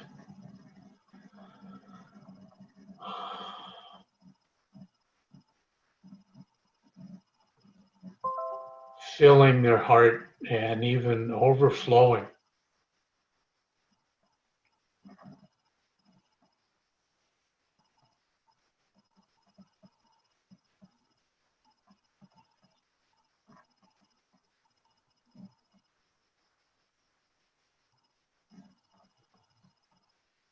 This healing, giving love is so full, it just keeps coming. There's no end to it. You can't use it up.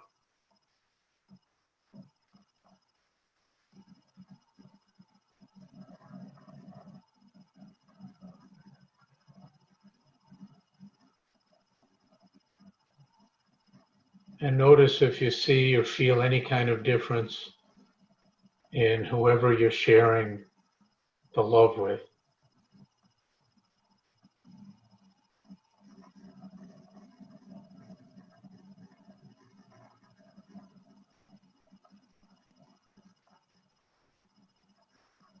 And see the love overflowing and going through all of them.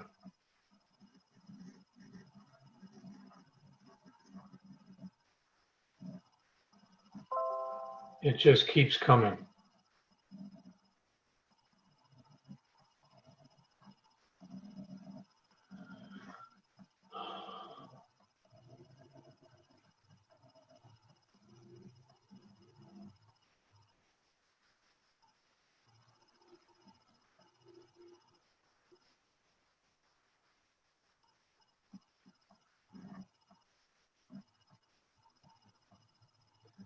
And let's spend one more minute in this focus on the infinite love from Mayor Baba.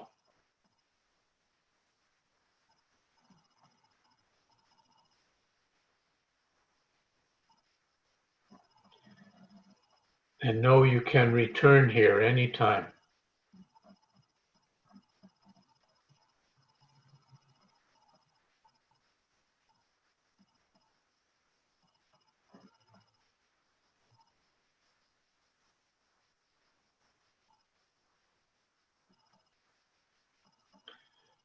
And now let's give thanks for being able to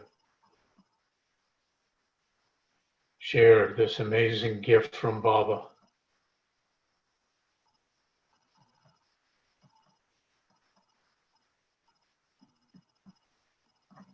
And bid farewell for now to whoever you've chosen.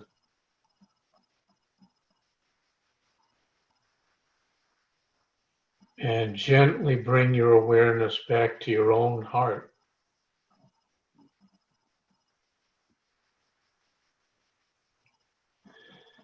And notice what you feel in there and what you might see.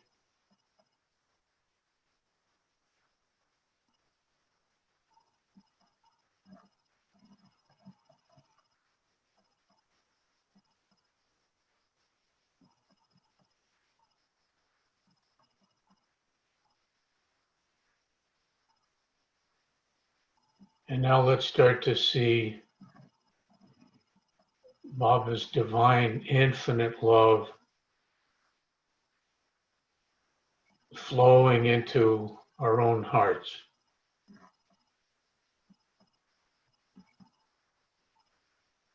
And gently filling them and cleaning, soothing, healing,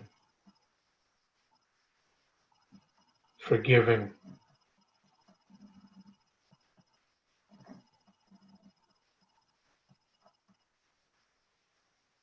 Inspiring.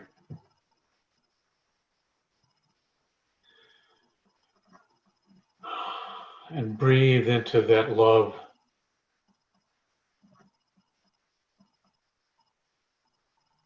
Filling your own heart.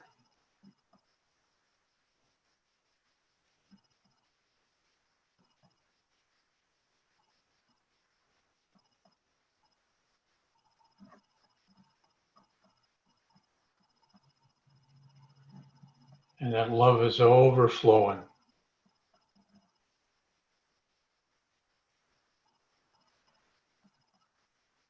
It's an endless pool, and we can keep drinking in our hearts.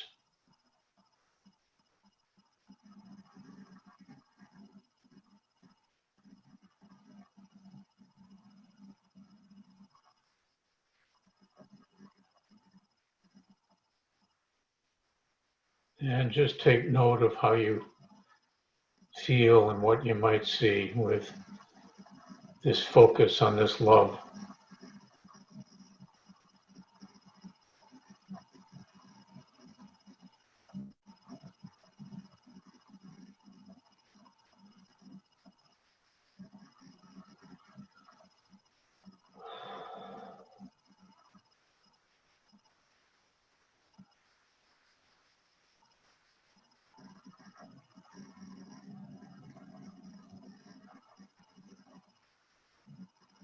And keep breathing into this endless love flowing in for another minute.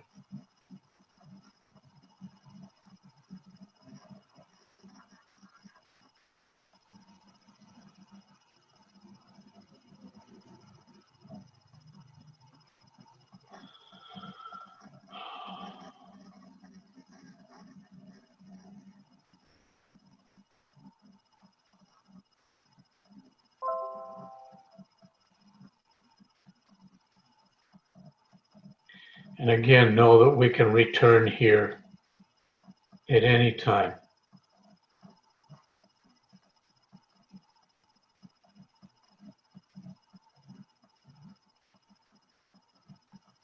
Baba's endless pool of love is always open.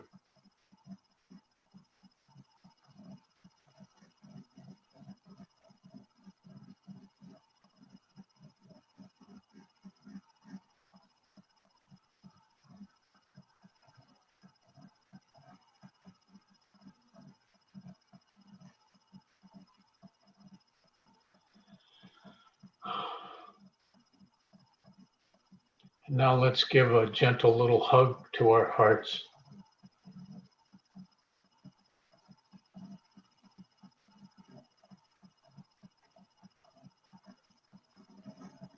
And thank Baba for his special gift that he provides.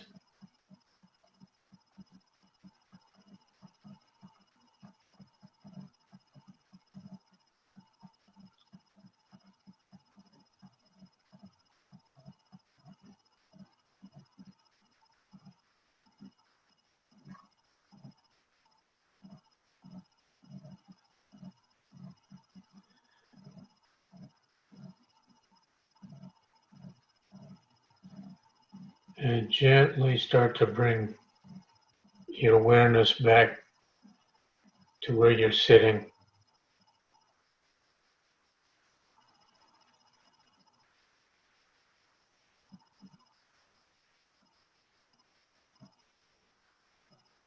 And when you're ready, you can open your eyes and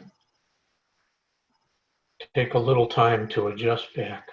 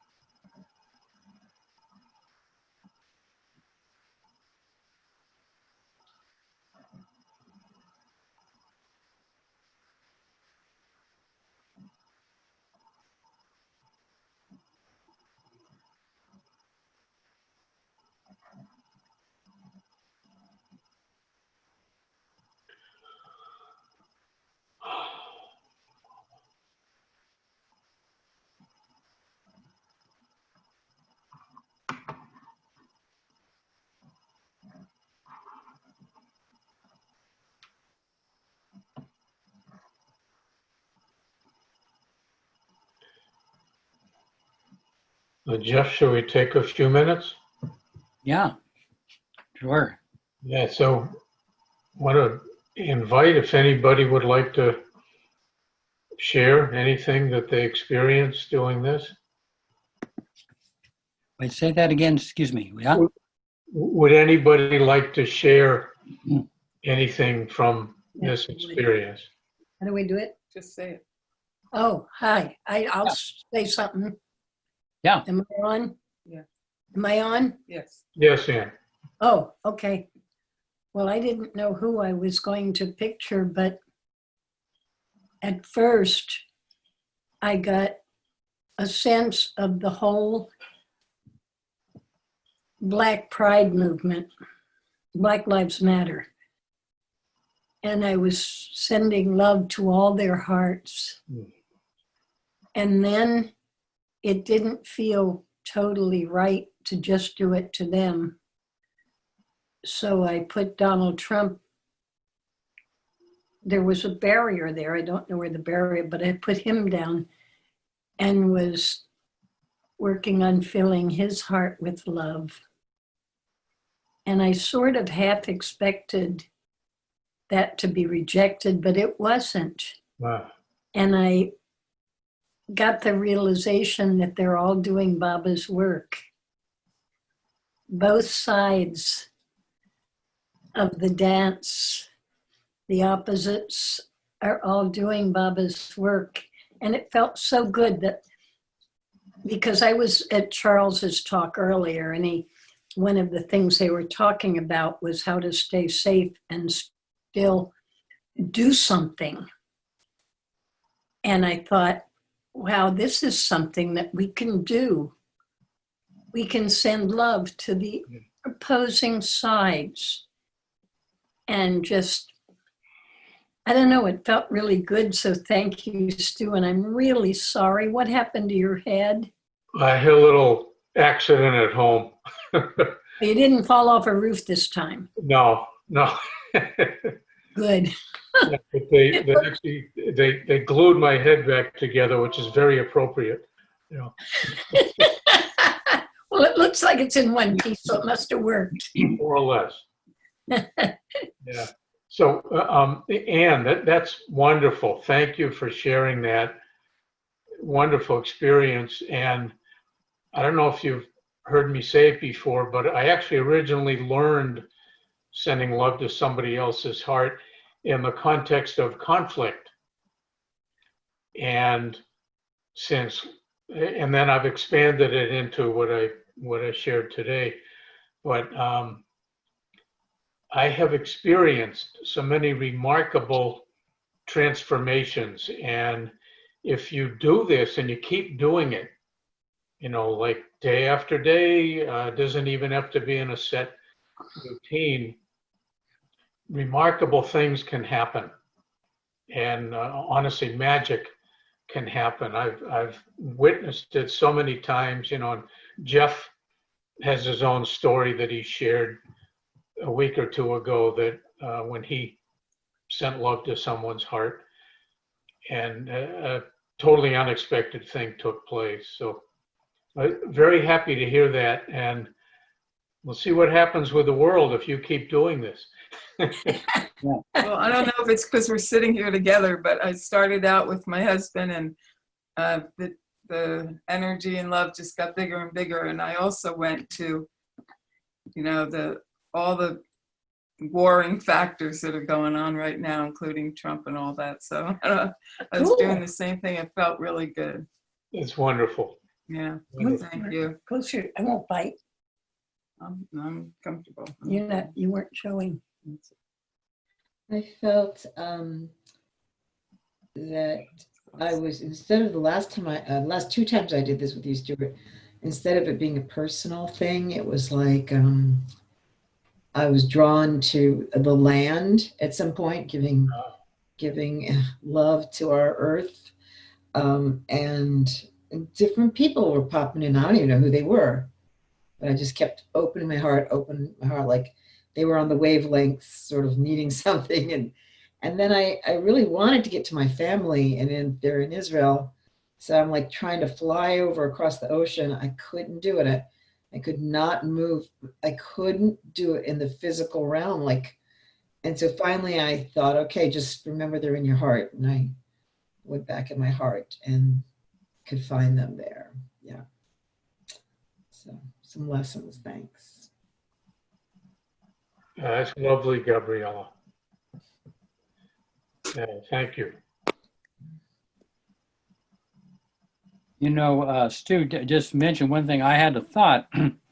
These people don't have to be still living. It could be your father that you had a difficult relationship with, and they have passed on. And death is no barrier to this happening, I feel.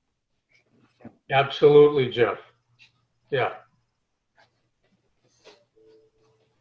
You know, and it's so in keeping really with what you're reading with Darwin, that the heart, the love, Baba's love, it's really supreme. And there are no barriers really to it. Yeah, even life or death. Yeah, yeah. And Darwin used to do a meditation like this, starting out with his immediate family and then to the neighborhood, then the city of Schenectady, then the state of New York. And he used to expand spiritually, not just kind of abstractly. He would slowly expand as the feeling came to expand. Yeah. Yeah.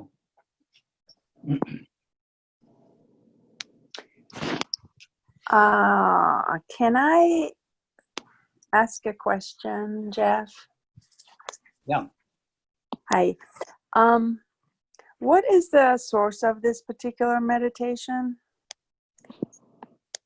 Yeah, Stu's the guy.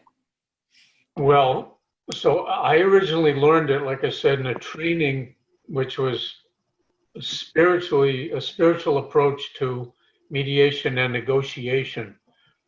And we were just taught this. The guy that taught it to us did just a rudimentary job of teaching, but it was profound. But he said he learned it in India, just from a guru in India.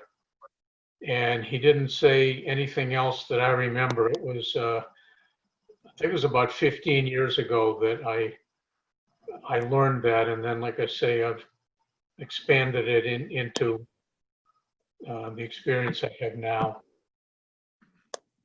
Okay, Jeff? thank you. Jeff, can I say? I just, my comment is purely from my own personal background and experience. It may or may not apply to anyone else, but I'm a little bit shy about practicing it, especially directing it to an individual, because what we're doing is directing a very strong, subtle energy to another human. And couple of things. One is, I don't know if Baba subscribed this particular type of thing, though loving certainly was his, motto. But to direct a specific, energy toward an individual, I don't remember Baba saying that. Having said that, my intuitive concern, and again, like I said, this is me, just voicing me, may be actually forging a subtle sanskara with that person. So that's the only thing. Of course, love is of a different ilk, but still, we are unable to still have that purest level of love that Baba has. And so I just wanted to say what transpired for me just listening to the meditation, because I have done a similar thing in my Yogananda days, and the energy is very powerful, and it does forge a huge bond, if you will. And I think Baba wants us to kind of go to him, pretty much, let him handle the rest. So that's just me. And please, this may definitely doesn't have to apply to anyone else. Well, if I could answer, Thereshta, my experience is that it's focusing on Baba's love. And I feel clean about that. So I keep Baba's picture right next to me while I'm doing this. And I look over at it and I see him, so this is me, but I see him encouraging this, and sometimes even like bowing to his own love, as I'm doing this. So, that's beautiful. Yeah. So that, and I totally respect what you say also. Did I say I don't know. something? I just, I think I got burned doing that. Mm-hmm. Could I say something? Yeah, go ahead, Jeff. Yeah. Verdish and Stuart and everybody. Jeff, when you began to share this several weeks ago, it was amazing to me the way you shared it, and I'll tell you exactly why, to cut to the chase. What you were given as a gift that Ferritish also learned through the Yogananda teachings. I've also studied them years back for a while. This comes directly from Baba when he was the Buddha. The teaching you are teaching, or the prayerful meditation you're teaching, comes from Tibetan Buddhism, and they call it loving kindness meditation. Yes. Or metta meditation. The beautiful thing, Jeff and Ferritish and everybody, about what Jeff has somehow received from Baba, we can do it directly through Baba's love. I don't mean to get carried away, but I am getting carried away, because when I try to do it, not that I was ever a Tibetan Buddhist, but I spent a few years with them, I found it extremely difficult and challenging to take certain people that I wanted to send love to and heal. And today, I also took in Donald Trump. I took in his two sons, his daughter, the daughter-in-law, the mother, and those two characters, Barr and the other Secretary of Defense, and I put them in my heart. I shouldn't have said character, but they are. We all are, but I put them in my heart, and I sent them love, and I was not able to do that, but because Baba's love is here, and because I know in my heart of hearts that when Baba was Buddha, he taught this in this very similar way. It's called loving kindness meditation.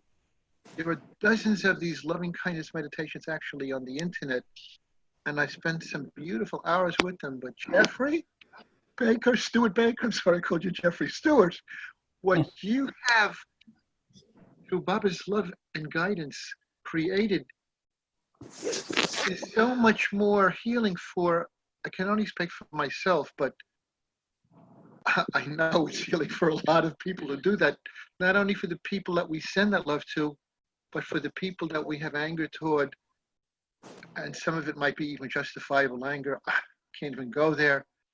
But I want to just say to Ferritish and everybody, I believe this is sincerely from Baba, and it does work for me. But you know, Ferritish might, be right exactly for her. I'm not at an awareness that I can say anything other than I know this comes directly from her. Right? When he was a Buddha, and you took it in such a way, somehow Baba spoke to you in your heart and your mind and your soul in such a way that I haven't said it, but only because of what Ferritish said. I wanted to just, in my two-wordy way, say thank you, Baba, thank you, Stuart. This is like one of the most beautiful gifts that Baba has given me through you and all of us that sit together. And I can only say, stop talking, Jeff. Go into silence. I didn't mean to cross any lines. I'm sorry For if I me did. personally, that it's probably the reason why I'm not practicing Kriya Yoga and I'm not doing the Muslim prayers. So just, previous practices for me, Baba shut the door. He completely shut the door for me to do any other practice than focusing on him and only on him. So that, again, this is, like I said, it's my path, and I do respect and appreciate what it is doing for folks in the room. And by all means, I enjoy listening to it. I see the smiling faces. I know people have had great experiences, but I do want to, kind of direct people to what Baba may have said about these various types of meditations at this time, which is, where the path of love is wide open to him directly. So there you go. That I've said it. I've said enough. Jai Baba. No, one thing that Baba did say, Farishte, is that you can change an enemy into a friend by constantly thinking well of them. So, I mean, it's That's something that Baba has said. So when That's really, yeah, that's well of beautiful. somebody, thinking well of somebody, this is definitely well, I But take it, definitely thinking very well of somebody.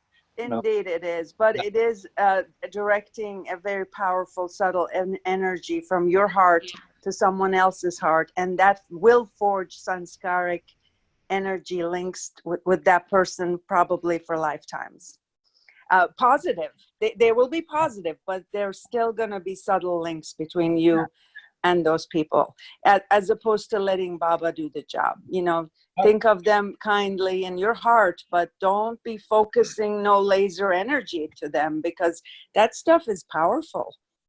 Well, I think that it's not a subtle energy. I think of it as a loving energy, which is not subtle or mental. It's a you might say an impressionless energy. How do you know that, Jeff? That's kind of my experience. That's how I feel too. Because It feels like just an but advance. because There's no- impressionless means we are impressionless, but we're not pure filters for Baba. Baba can come through us, but it's going to be somewhat encountering our impressions before going to someone else. I mean, there's no way that I can compare me giving love to someone than what people around Baba experienced when he was in the body and gave love to people. People fell off their chairs, or, lost control of their, they became ecstatic or whatever. So our love is, yes, divine love to the extent of our filters and our capacity to give it. So I just figure Baba knows what he wants to do with each person, and it's not my job to direct their path or whatever. It's not my job to interfere with, and it almost seems intrusive to send someone that much love without even asking permission. Isn't that what Jesus did? Isn't that what Meher Baba has done for all of us and so many other? But anyway, I don't want. Yes, but I'm not to that level. It's all about love. Anyway, I'm thank you not for to that level, Jeff. I'm sorry, I'm not to that level. Ferritish, thank you, really. I think you are. Thursday, I think you are at that level. No way, man. No way. You should see me at home. I have horns and a tail. No, you don't. Can I just say, though, that we already have the relationships with the people that came up as someone that we wanted to send love to. And so to maybe purify those connections by doing this, but also to me, it felt like it was amorphous. And, it wasn't like, it started out maybe sort of specific, but it just got so expanded that it's not like even a connection to those people necessarily. It's just being aware of God's love everywhere, rather than necessarily even directing it to anybody. Yeah, May I make a comment or share something? Yeah. This is Elizabeth in Raleigh. I'm sorry, I joined a little late because I was on the call with Charles. So I'm not much of a meditator, but I've been trying to do this, and I did have something unusual happen. But before I go into that, I just wanted to say that I had heard of this type of meditation as the loving kindness meditation. But actually, there's a minister in the Presbyterian church I go to who teaches this meditation, and as well as a lot of other things, because she's done a lot of yoga. But it's a very interesting congregation because it's so open and pretty amazing. And I really feel like Baba has done some work within our church. I'm a Baba lover and a Presbyterian, but anyway, they both exist. What I wanted to say about the meditation was I chose a group. I chose family, my family. There's a lot of breakdown that's happened in the past couple years without people communicating, and it really it grieves me. So I was sending love to all these people in this group, and while I was doing it, a strange image came to me. It was the color of orange, that burnished orange that you see on a lot of Buddhists or yogis. But what I had in mind specifically was the women who sing at the fire at the Upasni Maharaja's place in Sakori. And I happened to be there on one of the 7 days out of the year that they actually perform that I don't know what darshan or whatever. So I thought of these. I thought of the love going out, that particular color, and then it was like the saris of the singing women who were singing praises to God in Sanskrit, going between members of the group and kind of sharing that. And then when we were to bring it back to, and then that it turned into the flame, like the Zoroastrian flame. And eventually when we were to bring it back to ourselves, that's kind of what I saw.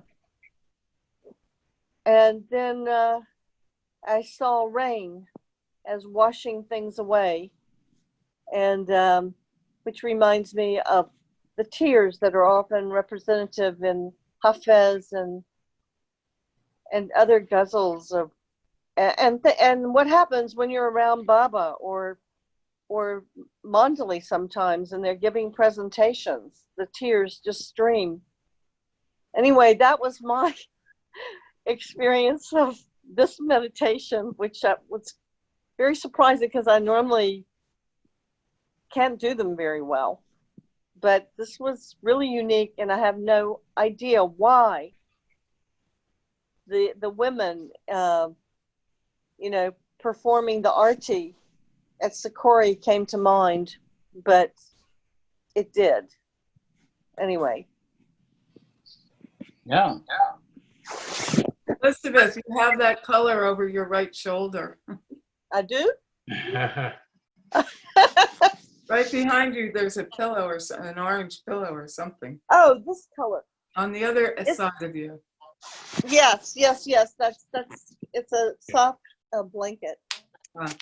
Yeah, that goes over my couch. Yeah, thank you, Elizabeth. And I want to make a distinction, which I tried to make before.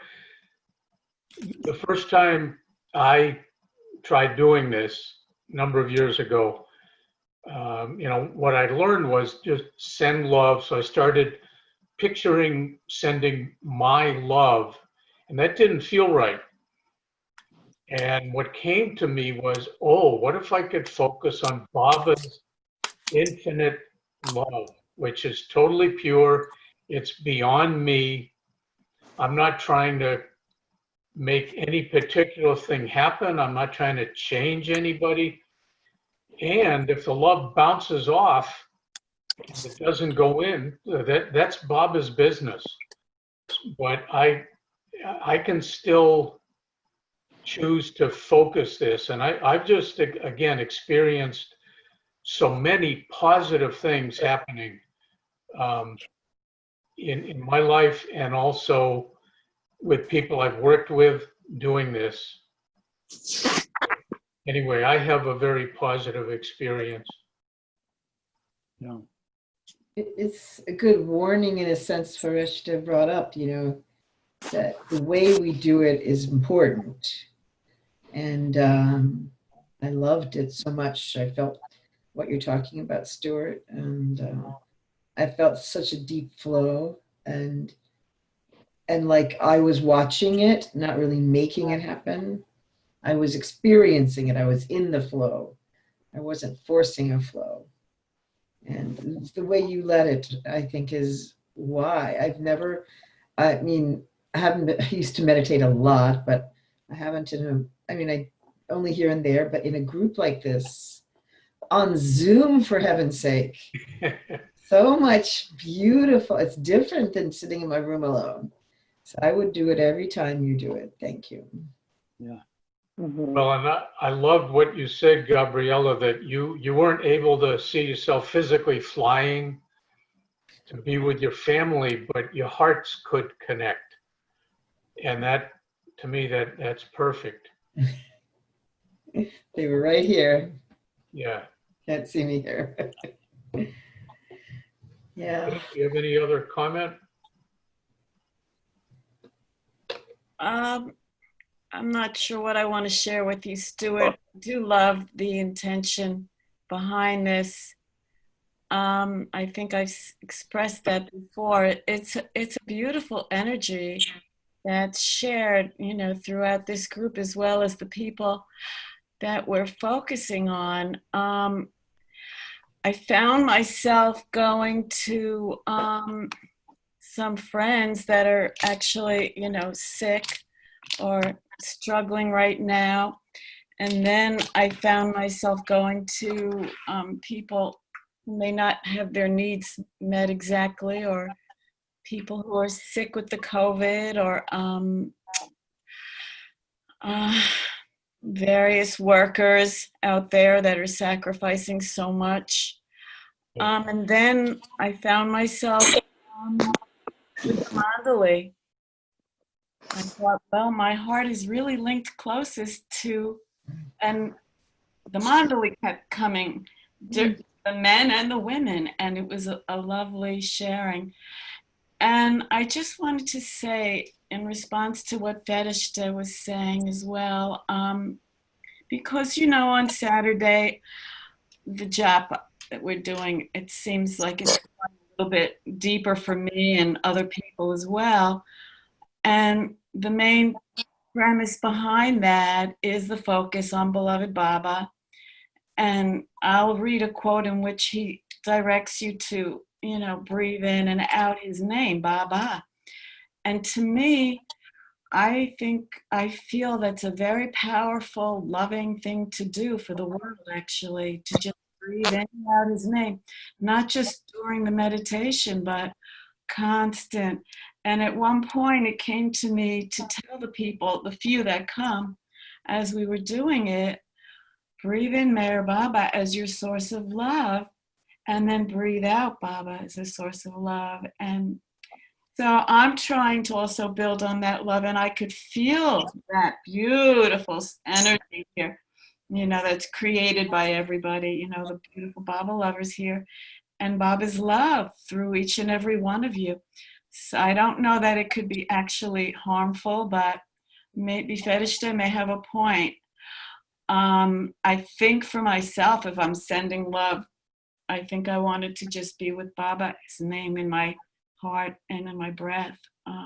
That works for me, but that doesn't mean you have to do that. I think everybody here should be, you know, choose what works for you, explore and take what works for you. I haven't studied meditation. I'm just reading a little bit about what Baba says, or from my own younger experiences when I did do some meditation. It's a natural thing. So, you know, just take what feels right, I think. And it's beautiful that you're doing it with everybody here. So I say thank you, and I thanked Baba for all that wonderful love that was coming through. And I thank you all. Jai Baba. Jai Baba. Thank you. Thank you, Marilyn.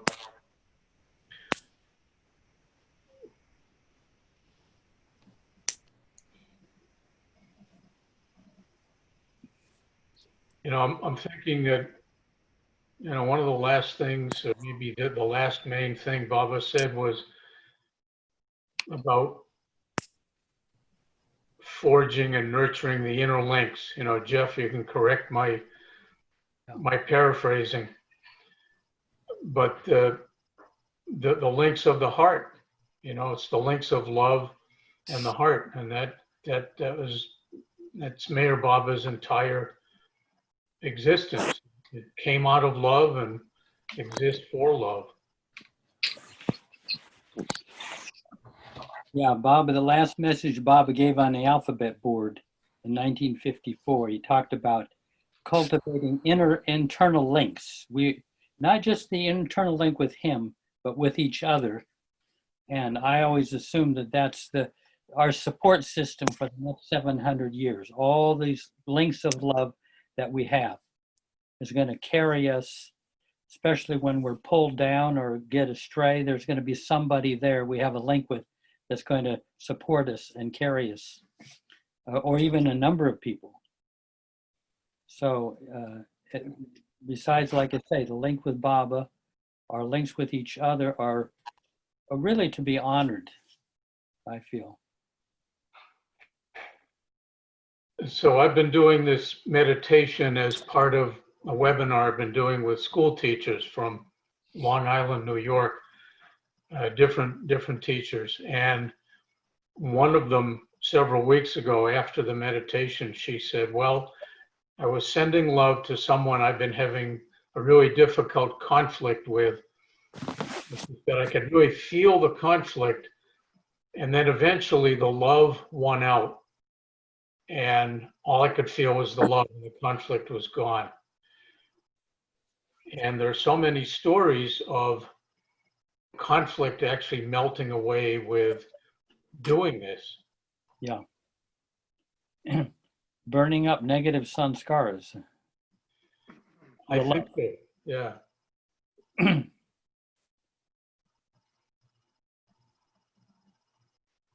No, this is Good. very expansive for me. Very good. Very expansive. It sure is, Jeff. That's exactly what I was thinking. Yeah.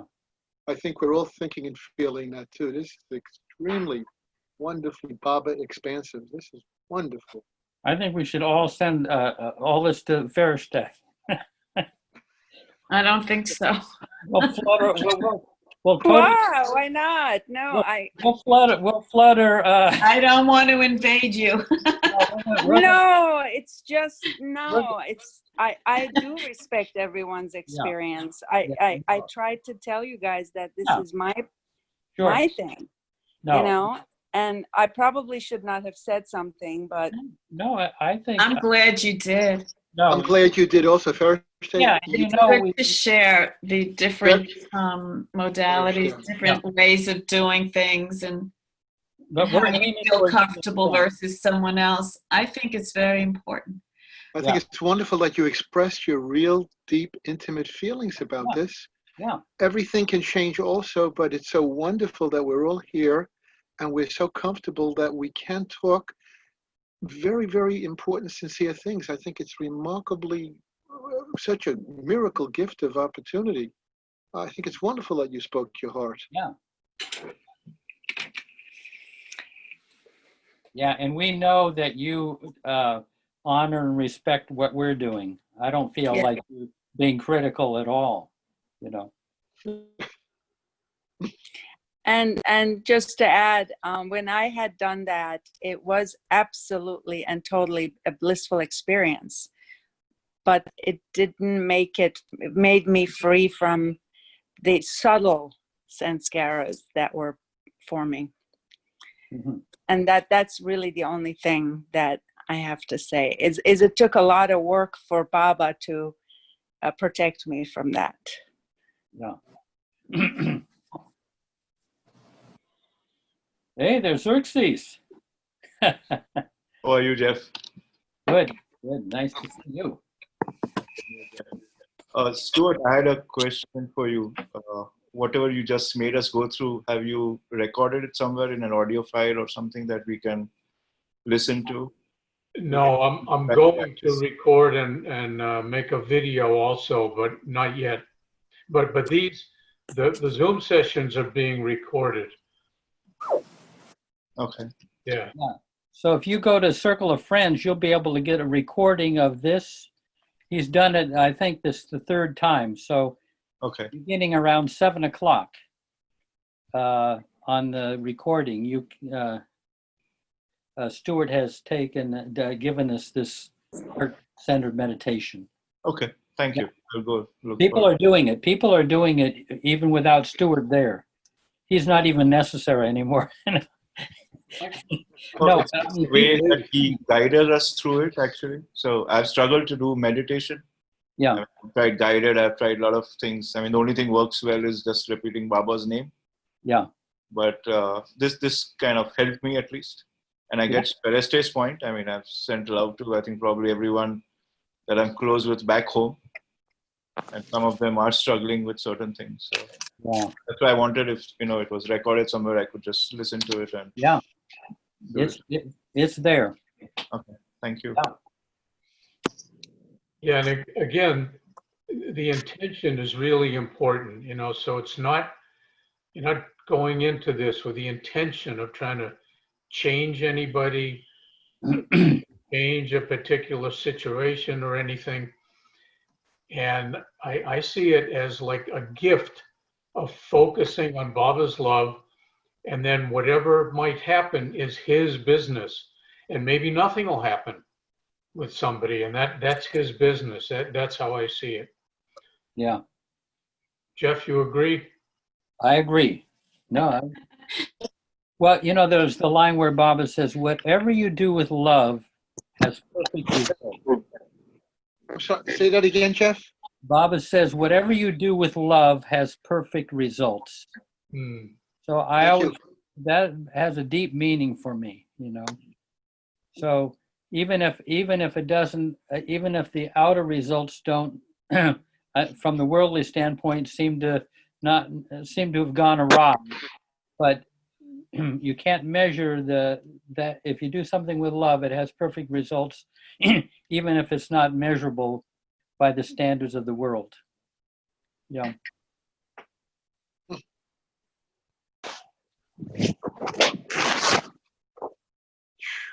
Okay. Okay, well. And probably even if we don't do it perfectly, I don't have access, it doesn't feel like, to pure love, and I can't do it perfectly, but it's all part of the process. So Right. I think trying or whatever is just fine. Oh, I know. Oh, hey, Alan. I'll often, not just in this, but I'll say to Baba, in spite of me and my ego, would you please pour in, Yeah. Yeah. It comes through. The sincerity of what you're doing, it just comes through. It's, so yeah. And it doesn't have to be one to the exclusion of the other. You could try doing a heart meditation, and then you could try doing, just having Baba's name within. I'm going to change the whole scenario. Of the and see what feels. I'm not going to say a word. Watch. Right. So Agreed. I love that. Yeah. Yeah. Well, shall we bring it to a close, or we got Alan that was there any, we'll make Alan the last speaker if you have anything to share. The last thing, Adrian. All right, let's get involved. Here we go. You're live. Oh, everyone's wonderful. Were you here for the meditation? Yeah, I was. No. We were listening as I was typing and following up with emails and stuff. Oh, okay. Okay. Yeah. But I sent love. Yeah. Yeah, I've experienced that type of meditation with, as others were saying, with the metta, with the Maitri, loving kindness. Yeah. Thich Nhat Hanh talks about that and sending it to others. So it's yeah. But yeah, it's been a full day, I think. Beautiful with Charles and in this meeting, and then the meditation and everything. And effort and grace. Effort and grace, yeah. Yeah, well, maybe we should Very fun. say goodbye to each other. Okay. Thank you, Stuart, and all of you folks. I mean, it's all because our focus and love is at an inner level. We're all kind of here, and so it's even though we're seeing each other remotely, we're internally so deeply connected. Can I say, actually, I have a nice thought that I'd love to leave. Yeah. Earlier, sometimes during these days where we have these like big speaking events and effort and grace and all these things are happening, and I get up and I go to the bathroom, or I go see a picture of Baba somewhere in the house, I feel so distinctly like I'm in the midst of Sahavas. And it feels like really awesome that Sahavas is coming into our homes and that we're all in each other's homes, whether we like it or not. It's just like this beautiful big family that's spreading into, just it makes my home feel so much more like a Baba home, and I really appreciate it. Great. Yeah. Thank you. We got Rakesh over there in India. It's great. Yeah. I'm sitting in the middle of my house here. Beautifully said. Beautifully said. Yeah, I think Let's we all take a feel couple this. of moments, Thank you. moments of quiet again, silence. Okay. Thank you, Baba. Jai Baba, thank you, Baba.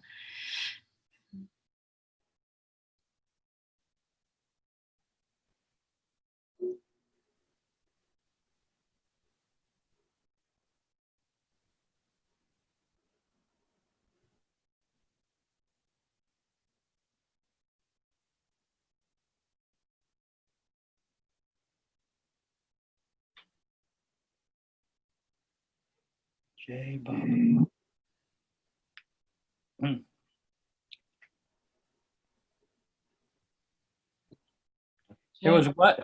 There was one guy who came up to Bob in a lesson program. You've probably seen it in the movies. He comes up to Bob and he goes, comes up like that, you know. So much love and Adios, amigos. we need to eat dinner over here. You guys in California or India, you know, you got it made. Jai Baba. Thank you so much, Jeff, for hosting this. Yeah. Effort and grace. Sure. Thank you. Thank you, everybody. It's lovely again. Beautiful. Yeah. Thank you, Jeff. Yeah. Thank you, Jeff. Thank you, Baba. Thank you, Baba. Thank Yes, you, Baba. Thank you. Jai Baba. Jai Baba. Bye, dear hearts. Yeah.